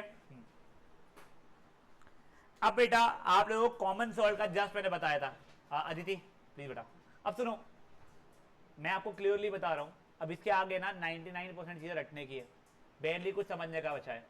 आप लोग जितना ध्यान दोगे उतना जल्दी आपको समझ जाएगा, नहीं ध्यान दोगे समझने का वैसे भी कुछ नहीं है। आपको उतना याद करना अगर है तो आपके लिए बेटर होता जाएगा। तो प्लीज गाइस अब बातें मत करना। आपको वो कहानी पूरी समझाया था, पहले NaCl एसिड चाहिए, उसका HCl बेस चाहिए NaOH, strong acid strong base, तो ये न्यूट्रल सॉल्ट हो जाता है। पीएच कितना रहेगा? 7 हो जाएगा पीएच इसका। इसको रॉक सॉल्ट क्यों बोलते हैं आपको समझाया था मैंने, उसको माइनिंग करके क्यों निकालते हैं वो बताया था मैंने आप लोगों को। इम्प्योरिटीज थोड़ी बहुत है, कलर उसका अलग अलग रहता है, ठीक है। वैसे इसका मेजर यूज कहाँ पे रहता है? तो हम लोगों का एडिबल ये सॉल्ट है, हमारे यहाँ पे टेबल पे ही सॉल्ट मिलता है। कॉमन सॉल्ट टेबल सॉल्ट बोलते हैं, टेबल सॉल्ट बोलते हैं शायद, हाँ बट छोड़ो यहाँ, कॉमन सॉल्ट और रॉक सॉल्ट जैसा इसका नाम याद रखोगे आप लोग, यहाँ तक है, ठीक है। फिर आपको ये बताते हैं बहुत ही सस्ती चीज है, बहुत ही सस्ती चीज है, ठीक है ना। तो आप लोगों को ऐसा बहुत स्ट्रेस नहीं रहता है। तो अगर आप लोग इसके थ्रू कोई और केमिकल बना पा रहे हो, जिसका कुछ और काम होगा, उसका सस्ता काम है महंगा काम है शांत, वो मुझे नहीं पता, बट अगर ये सस्ती चीज के थ्रू अपन चीजें बना पा रहे हैं तो इट इज ऑलवेज बेटर कि इसके थ्रू बनाए। तो ये ना हमें सोडियम हाइड्रोक्साइड NaOH बनाने के काम में आता है। सर आप NaOH से तो ये बना रहे हो NaCl, अरे यार मैं बना ही नहीं रहा हूं, मैं गांधी जी हूं, मैं जा रहा हूं समुद्र में हाथ डाल रहा हूं, नमक लेके आ रहा हूं भाई मैं पकड़ में, समझा गया ये चीज। हाँ तो ये NaOH से नहीं बना रहा हूं, baking soda, washing soda, bleaching powder, ऐसी कई चीजें बना सकते हैं। अब प्लीज ध्यान देना, सबसे पहले हम लोग NaOH का मतलब क्या होता है? Sodium hydroxide. Weak base strong base क्या है? ये strong base approximately in my opinion, I am not sure, pH 14 के आसपास आता बेटा इसका, ठीक है ना। अब देखो NaOH कैसे बनाते हैं, तो हमने NaCl लिया, ठीक है, उसको गीला किया, एक्वस स्टेट में लाया, ठीक है, पानी में घोल दिया और फिर उसमें से बिजली पास की। पहले सुनो, एक्वस सोल्यूशन ऑफ NaCl मतलब नमक और पानी के सोल्यूशन को हम लोग बोलते हैं ब्राइन, BRINE। तो when electricity was passed through brine, BRINE, तो मुझे 3 प्रोडक्ट्स मिलते हैं इसमें। NaOH मिल जाता है मुझे, क्लोरीन मिल जाता है, हाइड्रोजन मिल जाता है। सुनो आपस से, when we pass electricity through brine is what? Aqueous solution of NaCl, we get NaOH, Cl2 and H2। ये रिएक्शन हो गई। ये रिएक्शन मुझे बताओ, ये इलेक्ट्रोलिटिक डिकम्पोजिशन रिएक्शन है या नहीं है? नहीं है। डिकम्पोजिशन रिएक्शन के अंदर सिर्फ एक रिएक्टेंट चाहिए था, मल्टीपल प्रोडक्ट चाहिए थे, यहाँ पे 2 रिएक्टेंट्स है बेटा। ये इलेक्ट्रोलिसिस है बट ये इलेक्ट्रोलिटिक डिकम्पोजिशन नहीं है। हाँ बच्चे, ये कौन से टाइप का रिएक्शन है नहीं पता बच्चे मुझे, ठीक है ना। ओए यहां तक है बढ़िया आपकी लाइफ। अब मैंने बिजली पास तो कर दी, 3 चीजें मिल गई। कौन सी चीज कहां मिल रही है वो देखो, क्लोरीन गया एनोड के पास, हाइड्रोजन गया कैथोड के पास, एंड NaOH गया नियर कैथोड। रटना पड़ता है, ये मैंने रटने के लिए सिंपल ऐसा किया था, सी के पास सी नहीं जाता है, क्लोरीन कैथोड के पास नहीं आता है, तो क्लोरीन और हाइड्रोजन मेरे लिए शॉर्ट हो गए थे। क्लोरीन गया एनोड का, हाइड्रोजन गया कैथोड के पास, और ये NaOH पे रट लिया था नियर कैथोड। यार वो रटना पड़ता है, जो है सो है। क्यों जाता है बेटा? ये ना चार्जेस के कारण होता है, पॉजिटिव चार्ज नेगेटिव चार्ज। आप लोगों को नहीं है तो बहुत स्ट्रेस में, थोड़ा सिंपल रट लो। अब प्लीज देखो, ये डायग्राम जितना मुझे पता है बनाने के लिए नहीं पूछते, but you should understand each and everything about the diagram, क्योंकि डायग्राम बना के आप लोगों को वो मल्टीपल क्वेश्चंस पूछ सकता है। तो देखो क्या हो रहा है, ये एक यहाँ पे ब्राइन करके एरो बना हुआ है, ये मेरा इनपुट है, ठीक है। मैं अपने पानी लिया, नमक वमक मिलाया, ये सिस्टम के अंदर डाल दिया। ये बीच में एक डॉटेड लाइन दिख रही है, ये एक मेम्ब्रेन है। मेम्ब्रेन मतलब वहां से पानी इधर उधर इधर उधर जा सकता है। ऑस्मोसिस हो, सेमी पेरिएबल मेम्ब्रेन, कुछ वर्ड से ऐसे ऐसा कुछ तो वो नहीं है, बट ऑस्मोसिस नहीं है इसके अंदर, बट ये मेम्ब्रेन है। हाँ पता नहीं, मेम्ब्रेन है, यानी वो पार्टीशन है, बट उसके अंदर पानी इधर उधर जा पा रहा है। पैर ना पैर याद रखे, इसके अंदर मैंने बिजली पास किया, बिजली पास करने को जो काले काले जो दिख रहे हैं, ठीक है, ये इलेक्ट्रोड्स है। पॉजिटिव चार्ज वाला एनोड है, नेगेटिव चार्ज वाला कैथोड है। तीन चीजें बननी चाहिए थी, क्या क्या, chlorine, hydrogen and NaOH। Chlorine anode के पास आना, प्रोड्यूस होना चाहिए था, देखो वो एनोड के पास से क्लोरीन निकल रहा है।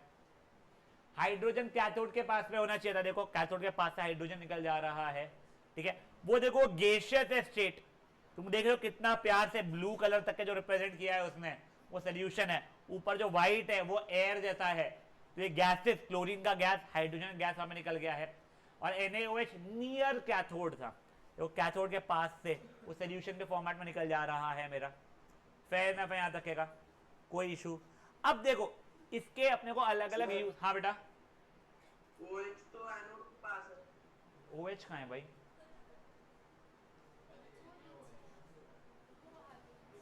तो ये बात कर रहा है क्या एरोस का? हाँ। उस पर दिमाग ही नहीं लगाना बेटा अपने को, वो चार्जेस का किधर जा रहा है वो। अब देखो गाइस शान, अब प्लीज सुनो, अब आप लोगों को अलग अलग यूजेस दिए गए हैं, ठीक है। सबसे पहले क्लोरीन का यूज देखो, जितना आप लोगों को क्लोरीन का यूसेज याद हो कभी भी, सबसे पहले क्लोरीन आपने स्विमिंग पूल का सुना होगा, स्विमिंग पूल में क्लोरीन डालते हैं अपन लोग, एक आपको याद आ सकता है, ठीक है। एक होता है CFC, क्लोरोफ्लोरोकार्बन, पता आप लोगों को? CFC if I am not wrong, ये ना रेफ्रिजरेटर्स या ना कूलेंट्स, जो भी कूलिंग के रहते हैं, फ्रिज हो गया, AC हो गया, ये सब चीजों में यूज होता है, ठीक है। एक होता है polyvinyl chloride, PVC, again if I am not wrong, PVC ना पाइप्स के ऊपर लगते हैं, मुझे नहीं पता एग्जैक्टली किस चीज से लगते हैं। तो ये तीन चीजें मुझे पता चल गई। चौथी चीज बेटा, ये पानी के ट्रीटमेंट जो अपन लोग जो अपना फिल्टर सकता है ना, उसके अंदर शायद क्लोरीन डाला जाता है, वाटर डिसइंफेक्टेंट जैसा, जर्म्स को किल करने। स्विमिंग पूल में भी शायद तो उसलिए डाला जाता है, पीने के पानी में भी उसी लिए डाला जाता है। चलो अपन यूसेज देखते हैं। एक तो वाटर ट्रीटमेंट के लिए यूज होता है, ठीक है, स्विमिंग पूल में यूज होता है, PVC में यूज होता है, ये डिसइंफेक्टेंट जैसा यूज हो जाता है, CFC में यूज होता है, और पेस्टिसाइड्स में भी यूज होता है, ठीक है। ये कुछ 6 यूसेस दिए गए। सर हमको 6 पता होने चाहिए क्या? मेरे हिसाब से यस। देखो एग्जाम में they can ask you give any 2 uses of chlorine या 3 यूजेस ऑफ क्लोरीन, सिर्फ 3 ही याद करके जाते हैं ना? नहीं, और को उल्टा भी पूछ सकता है कि डिसइंफेक्टेंट्स के लिए एक सब्सटेंस यूज होता है, और फिर कुछ आगे बड़ा सा क्वेश्चन बना देगा, उसको मैंने इसके साथ रिएक्ट किया और ये किया, बताओ क्या होगा। तो आपको अगर यही नहीं पता डिसइंफेक्टेंट में क्या यूज होता है तो इशू है। मैं बच्चों को ऐसा सजेस्ट करता हूँ, आपको 3 तो पक्का से मन में याद आने चाहिए। बच्चे वे आप गो थ्रू कर लिया करो, आपको एक क्लिक हो जाएगा, अरे हाँ ये इसके अगेंस्ट पढ़ा था। फेयर एनफ, ये नथिंग टू एक्सप्लेन, मेरे को नहीं पता क्यों यूज होता है, रटना है। नेक्स्ट है बेटा हाइड्रोजन। अब देखो ये फ्यूल्स में यूज होता है बेटा, world is really trying very hard hydrogen as fuel use कर पाना अच्छे से।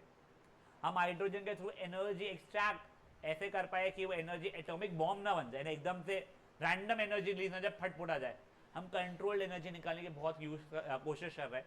अगर वो हो पाएगा तो बेटा हमारा जो एनर्जी क्राइसिस जो चल रहा है वो सॉर्ट हो जाएगा, सऊदी अरेबिया की बैंड बच जाएगी। वो चल ही रहा है पेट्रोल के ऊपर, पेट्रोल की जरूरत ही अगर नहीं बची गलती से तो खत्म गेम, ठीक है। पहला क्या है, फ्यूल्स में यूज होता है। नेक्स्ट है margarine, if I M again not wrong, margarine basically ना एक बटर जैसा स्प्रेड होता है, वो बहुत सस्ता क्वालिटी का बटर होता है, बहुत अनहेल्दी होता है, हाईली फैट्स का होता है वो, ठीक है ना। तो वो जो भी चीज में यूज होता है मुझे नहीं पता है उसके आगे।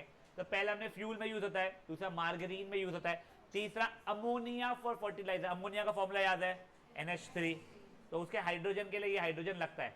फेयर एनफ, 3 यूसेज ये हो गए। नेक्स्ट बेटा हो गया NaOH। NaOH पता, सोडियम हाइड्रोक्साइड, ये डिग्रीजिंग ऑफ मेटल्स में यूज होता है। मुझे पता ही नहीं क्या होता है एग्जैक्टली ये चीज, बट याद रखना पड़ेगा। नेक्स्ट सोप्स एंड डिटर्जेंट से यूज होता है, ये चीज अपन लोग पढ़ने वाले कार्बन चैप्टर में, ठीक है। उसके बाद में बेटा पेपर मेकिंग के काम में आता है, कैसे आता है मुझे नहीं पता। लास्ट है आर्टिफिशियल फाइबर्स में भी यूज होता है। मैं रिक्वेस्ट एक बार रीड करो, मैं कॉल पे हूं, मन में पढ़ो इन्हें।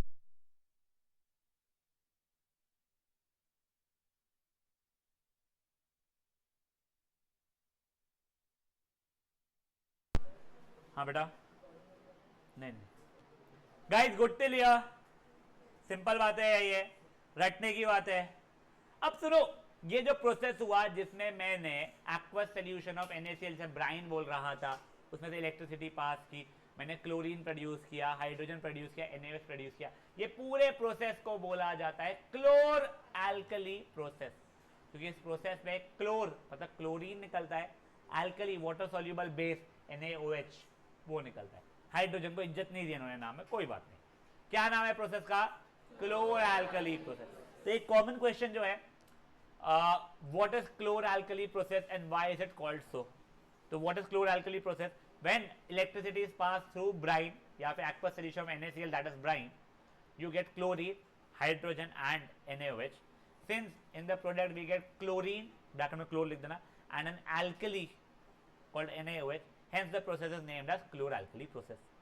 Fair enough. यही बोल सकते हैं। आगे बताओ कौन सी चीज कहाँ बनती है, और हर चीज से दो दो प्रोवो बता दो यूजर्स, सब आप कहानी सुना सकते हो। Now guys, bleaching powder. Bleaching powder का वैसे यहाँ पे फॉर्मूला दिया गया है CaOCl2। अगर आपका बुक है तो कैल्शियम ऑक्सीक्लोराइड लिख के रख लो अपने पास में, इसका नाम हो जाता है कैल्शियम ऑक्सीक्लोराइड। रियल लाइफ में इसका फॉर्मूला बहुत कॉम्प्लेक्स है, आपको सिंप्लीफाइड फॉर्मूला CaOCl2 दिया गया है। ब्लीचिंग पाउडर का फॉर्मूला इतना सिंपल सा नहीं होता है, इसका प्रिपरेशन कुछ नहीं। Dry slaked lime, slaked lime याद है क्या होता था? CaOH होल ट्वाइस, उसमें से क्लोरीन पास कर दो आप लोग। Fair enough. जैसे मैंने क्लोरीन पास किया उसमें से CaOH whole twice plus Cl2 will give me CaOCl2 plus H2। ठीक है, हाँ, I have zero idea very frankly. ठीक है, CaOH होल ट्वाइस। चलो ठीक है, अब देखो इसके यूजेस। नाम है ब्लीचिंग पाउडर, ब्लीच करने के काम में आता है। ठीक है, लाड, अच्छा लाड तुमसे एक साल जूनियर है, तो तुम्हारे बैच की एक जूनियर बच्ची है, उनका ये काम है ब्लीचिंग कॉटन वगैरह का। आप लोग जो अपने कपड़े देखते हो उस पर जो कलर है बेटा, जो कॉटन से बन रहा है बेसिकली, वो पहले धागे रहते हैं, वो धागों को जो कलर किया जाता है उसको ब्लीचिंग ऑफ कॉटन बोला जाता है। तो लिनन इंडस्ट्री, कॉटन इंडस्ट्री वगैरह, लिनन कॉटन वगैरह टेक्सटाइल इंडस्ट्री के लिए, वुड पल्प को करना पेपर फैक्ट्रीज के लिए। तुम लोग जो पेपर्स देखते हो ना, उसमें व्हाइट कलर के जो रहते हैं, अबे तुमने कभी सोचा है क्या जो वुड रहता है व्हाइट कलर का होता ही नहीं है, उसे ब्लीच कराया जाता है व्हाइट कलर का। ठीक है ना। नेक्स्ट, लॉन्ड्री में वॉशिंग क्लोथ्स के लिए यूज हो जाता है। कई बार अपने कपड़े जब हम लोग देते हैं कुछ साफ करने के लिए, तो कड़क जैसे होके आते हैं, तो ब्लीच यूज करते हैं क्योंकि। ठीक है। Next, oxidising agent in many chemical industries. Oxidising agent याद है क्या होगा? जो सामने वाले को ऑक्सीडाइज करता था, मतलब सामने वाले को ऑक्सीजन देना है। देखो कैल्शियम ऑक्सीक्लोराइड में क्योंकि ऑक्सीजन है, अपने ऑक्सीजन सामने वाले को दे पाता है, इसलिए वो एक अच्छा ऑक्सीडाइजिंग एजेंट है। देखो क्योंकि इसके अंदर क्लोरीन है, तो उस कारण से ये डिसइंफेक्टेंट इन वाटर ट्रीटमेंट भी यूज होता है। ये रटने का तरीका है, ये रटने का तरीका है, मुझे एग्जैक्टली नहीं पता। ठीक है ना। हाँ, ऑक्सीजन दे पाता है वो तो मुझे पता है, क्योंकि ऑक्सीजन दे पा रहे ऑक्सीजन है, वैसे ही मैंने याद किया क्लोरीन भी है, इसलिए डिसइंफेक्टेंट जैसा यूज है वाटर ट्रीटमेंट में। नाम में है ब्लीचिंग पाउडर, तो उनको ब्लीच के तो याद रह गए थे, और मेरे नेबर थे वो लाड लोग, तो मेरे को पता था हाँ ये लोग ये करते हैं काम, तो वो याद रह गया। ये ऑक्सीजन का मेरे को लॉजिक पता था, क्लोरीन का उसने डेवलप किया था। सिर्फ रटना है और कुछ नहीं करना है। Next, baking soda. Baking soda का वैसे फॉर्मूला है NaHCO3। फॉरगेट एनीथिंग एल्स जो उसने पूरा पूरा प्रोसेस दिया है। मेरे को अगर बेकिंग सोडा पूछा जाए कौन से एसिड और कौन से बेस से बना है, वो एसिडिक सॉल्ट है, बेसिक सॉल्ट है, न्यूट्रल सॉल्ट है, वो बताना है। तो देखो NaHCO3, तो Na क्या हो गया बेटा मेरे लिए? NaOH। HCO3 क्या हो गया है? H2CO3। Strong base weak acid, तो ये क्या हो जाएगा? बेसिक सॉल्ट हो जाएगा। अब देखो क्योंकि ये बेसिक सॉल्ट है, इसलिए ये कैसा यूज हो रहा था हमारे यहाँ पे? वाह, बेसिक सॉल्ट है इसलिए बेस जैसा यूज होता है।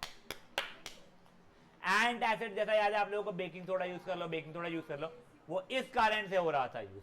Fair enough. बट हाँ, हम लोग इसको ऐसे NaOH लेके आए दुकान से, H2CO3 लेके आए, मिलाए, घोले, पी गए, वैसा नहीं होता है। ठीक है। Process of making NaCl plus H2O। NaCl plus H2O को क्या बोलते थे याद है आप लोगों को मिला के? Brine. NaCl plus H2O plus CO2 plus NH3। रटना पड़ेगा यार, कुछ भी तरीका नहीं है। बल्कि भी NH4Cl यानी अमोनियम क्लोराइड प्लस NaHCO3। अब मैंने सिर्फ रटने के लिए इसको ऐसा याद किया, ब्राइन में CO2 और NH3। फालतू की हरकत है, बस मेरे को याद है अभी भी हमने ये किया था रटने के लिए, क्योंकि रटना था। ब्राइन मैंने NaCl प्लस H2O में NH3 प्लस क्या कहते हैं CO2, तो NH4Cl प्लस NaHCO3 बनता था। याद है कि ठीक है? लास्ट बेंच वहां पे, अब यही NaHCO3 को अगर मैं हीट करता हूं ना तो Na2CO3 तो H2O प्लस CO2 बनता है। तो इसका क्या काम है मैं आगे बताऊंगा। यहां तक ये बेसिक चीजें ठीक है हमारे लिए, फेयर इनफ।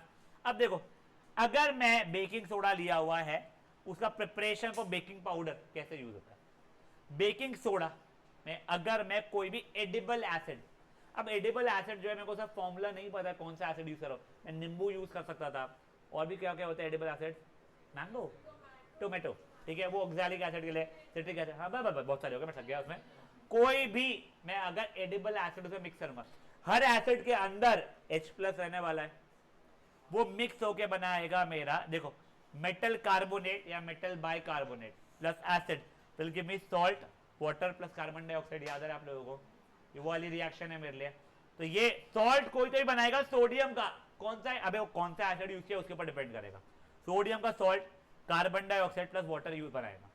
अब आपको पता है कि बेकिंग पाउडर का में यूज होता है बेटा, आप लोगों के यहाँ पे जब केक पेस्ट्रीज वगैरह बनते हैं, I think so even dhokla, ठीक है, नॉट श्योर, नहीं ढोकला बनता है, नहीं ढोकले में यूज होता है मुझे नहीं पता, हाँ वो सब चीजें जो थोड़े सॉफ्टी ऐसे टच करने पे, ठीक है, या कुकीज भी हो गया एक तरीके का, बिस्किट हो गया, उसके अंदर ये यूज किया जाता है।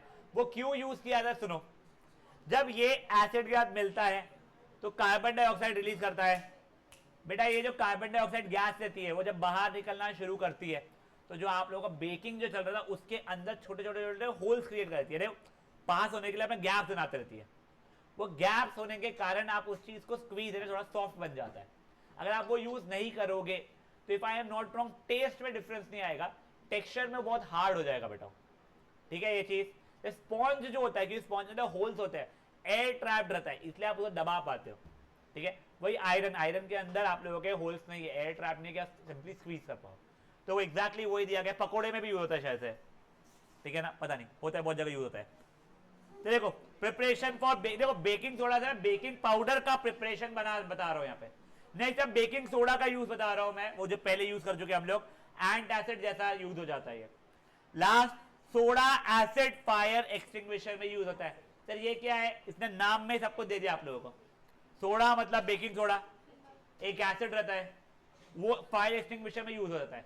क्यों होता है अगेन सुनो, ये सोडा मतलब NaHCO3 प्लस कोई एसिड ले लिया, ठीक है, वो मिक्स कर दिया अगर मैंने, तो कार्बन डाइऑक्साइड रिलीज होता है।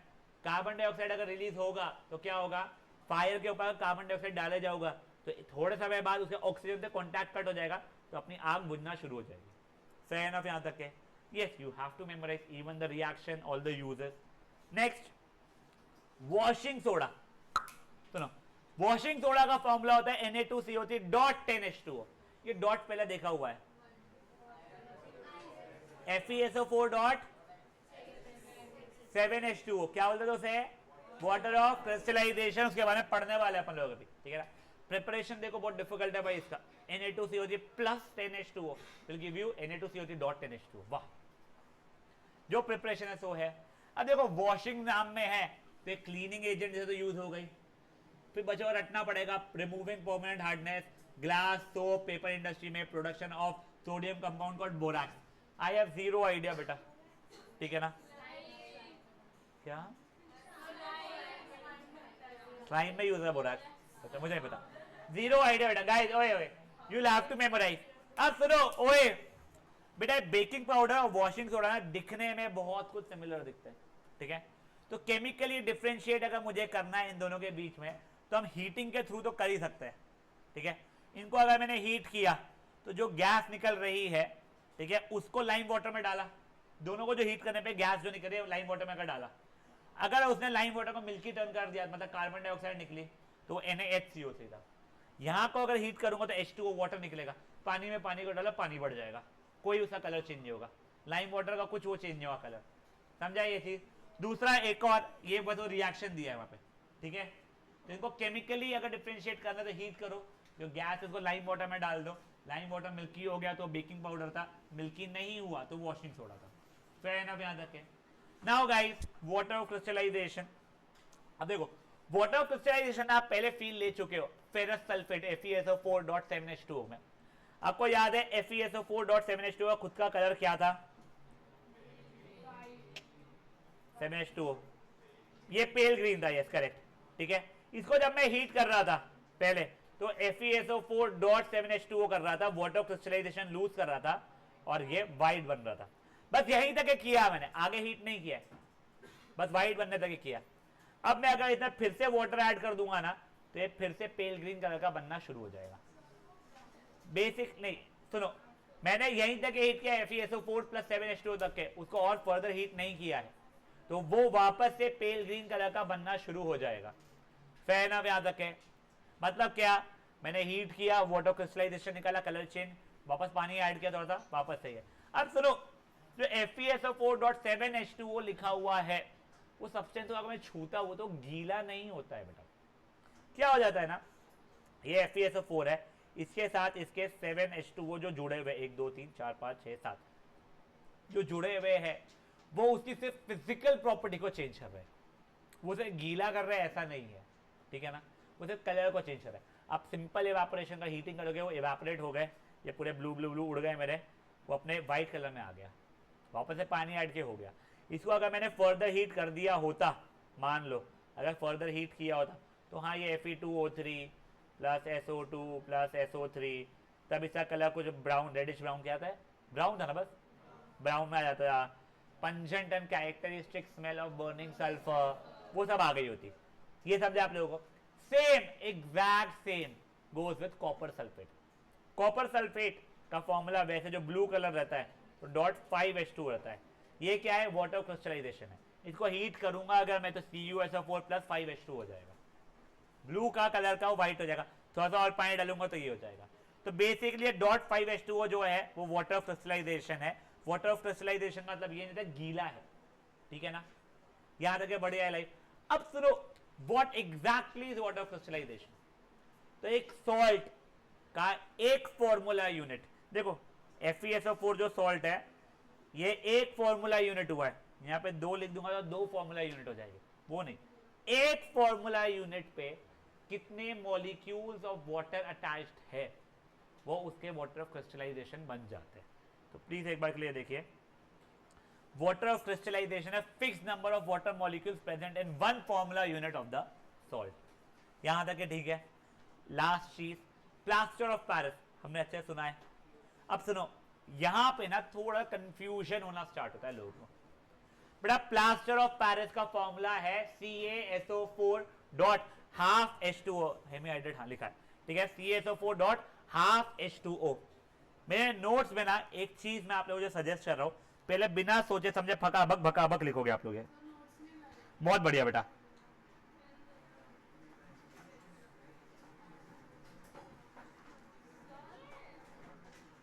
ये चीज प्लीज एक बार लिख लो, बच्चों को आगे ना बहुत बार कंफ्यूजन होता है इसका। हाँ शांत गाइस, फटाफट इतना सा एक बार लिख लो, आपको सब चीजें समझाई जाएगी।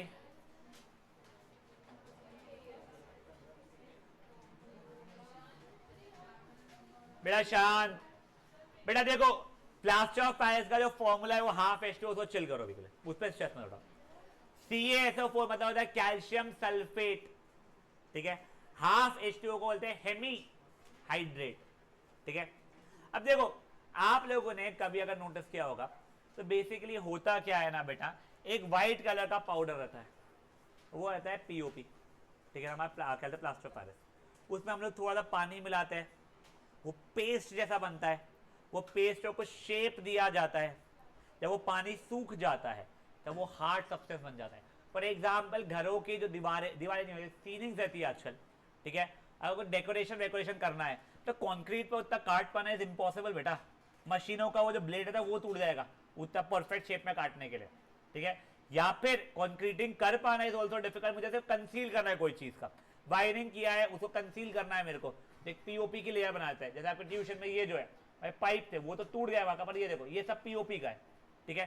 तो वो कुछ नहीं रहता है, पाउडर जैसा होता है, पाउडर में पानी मिलाया, जब पानी सूख गया, पेस्ट बनने के बाद शेप दिया, सूख गया पानी, उसके बाद में क्या हो जाता है, वो उस शेप को होल्ड कर लेता है। तो बेटा आप ये समझो, जो व्हाइट पाउडर जो है वो व्हाइट पाउडर को पानी से बचाना पड़ेगा आप लोगों को। अगर आपने घर पर रखा था, आपने को कभी यूज करना है, पानी मिल गया, उसने पानी को चूस लिया, तो बेटा वो हार्ड सब्सटेंस बन जाएगा, आपका वेस्ट हो जाएगा, ठीक है ना। इसलिए उसे अपन लोग वाटर प्रूफ कंटेनर में स्टोर करते हैं मेजरली, वैसे POP if I am not wrong बहुत सस्ती चीज है, तो बहुत ज्यादा ऐसे बोरों में ही रख लेते हैं लोग।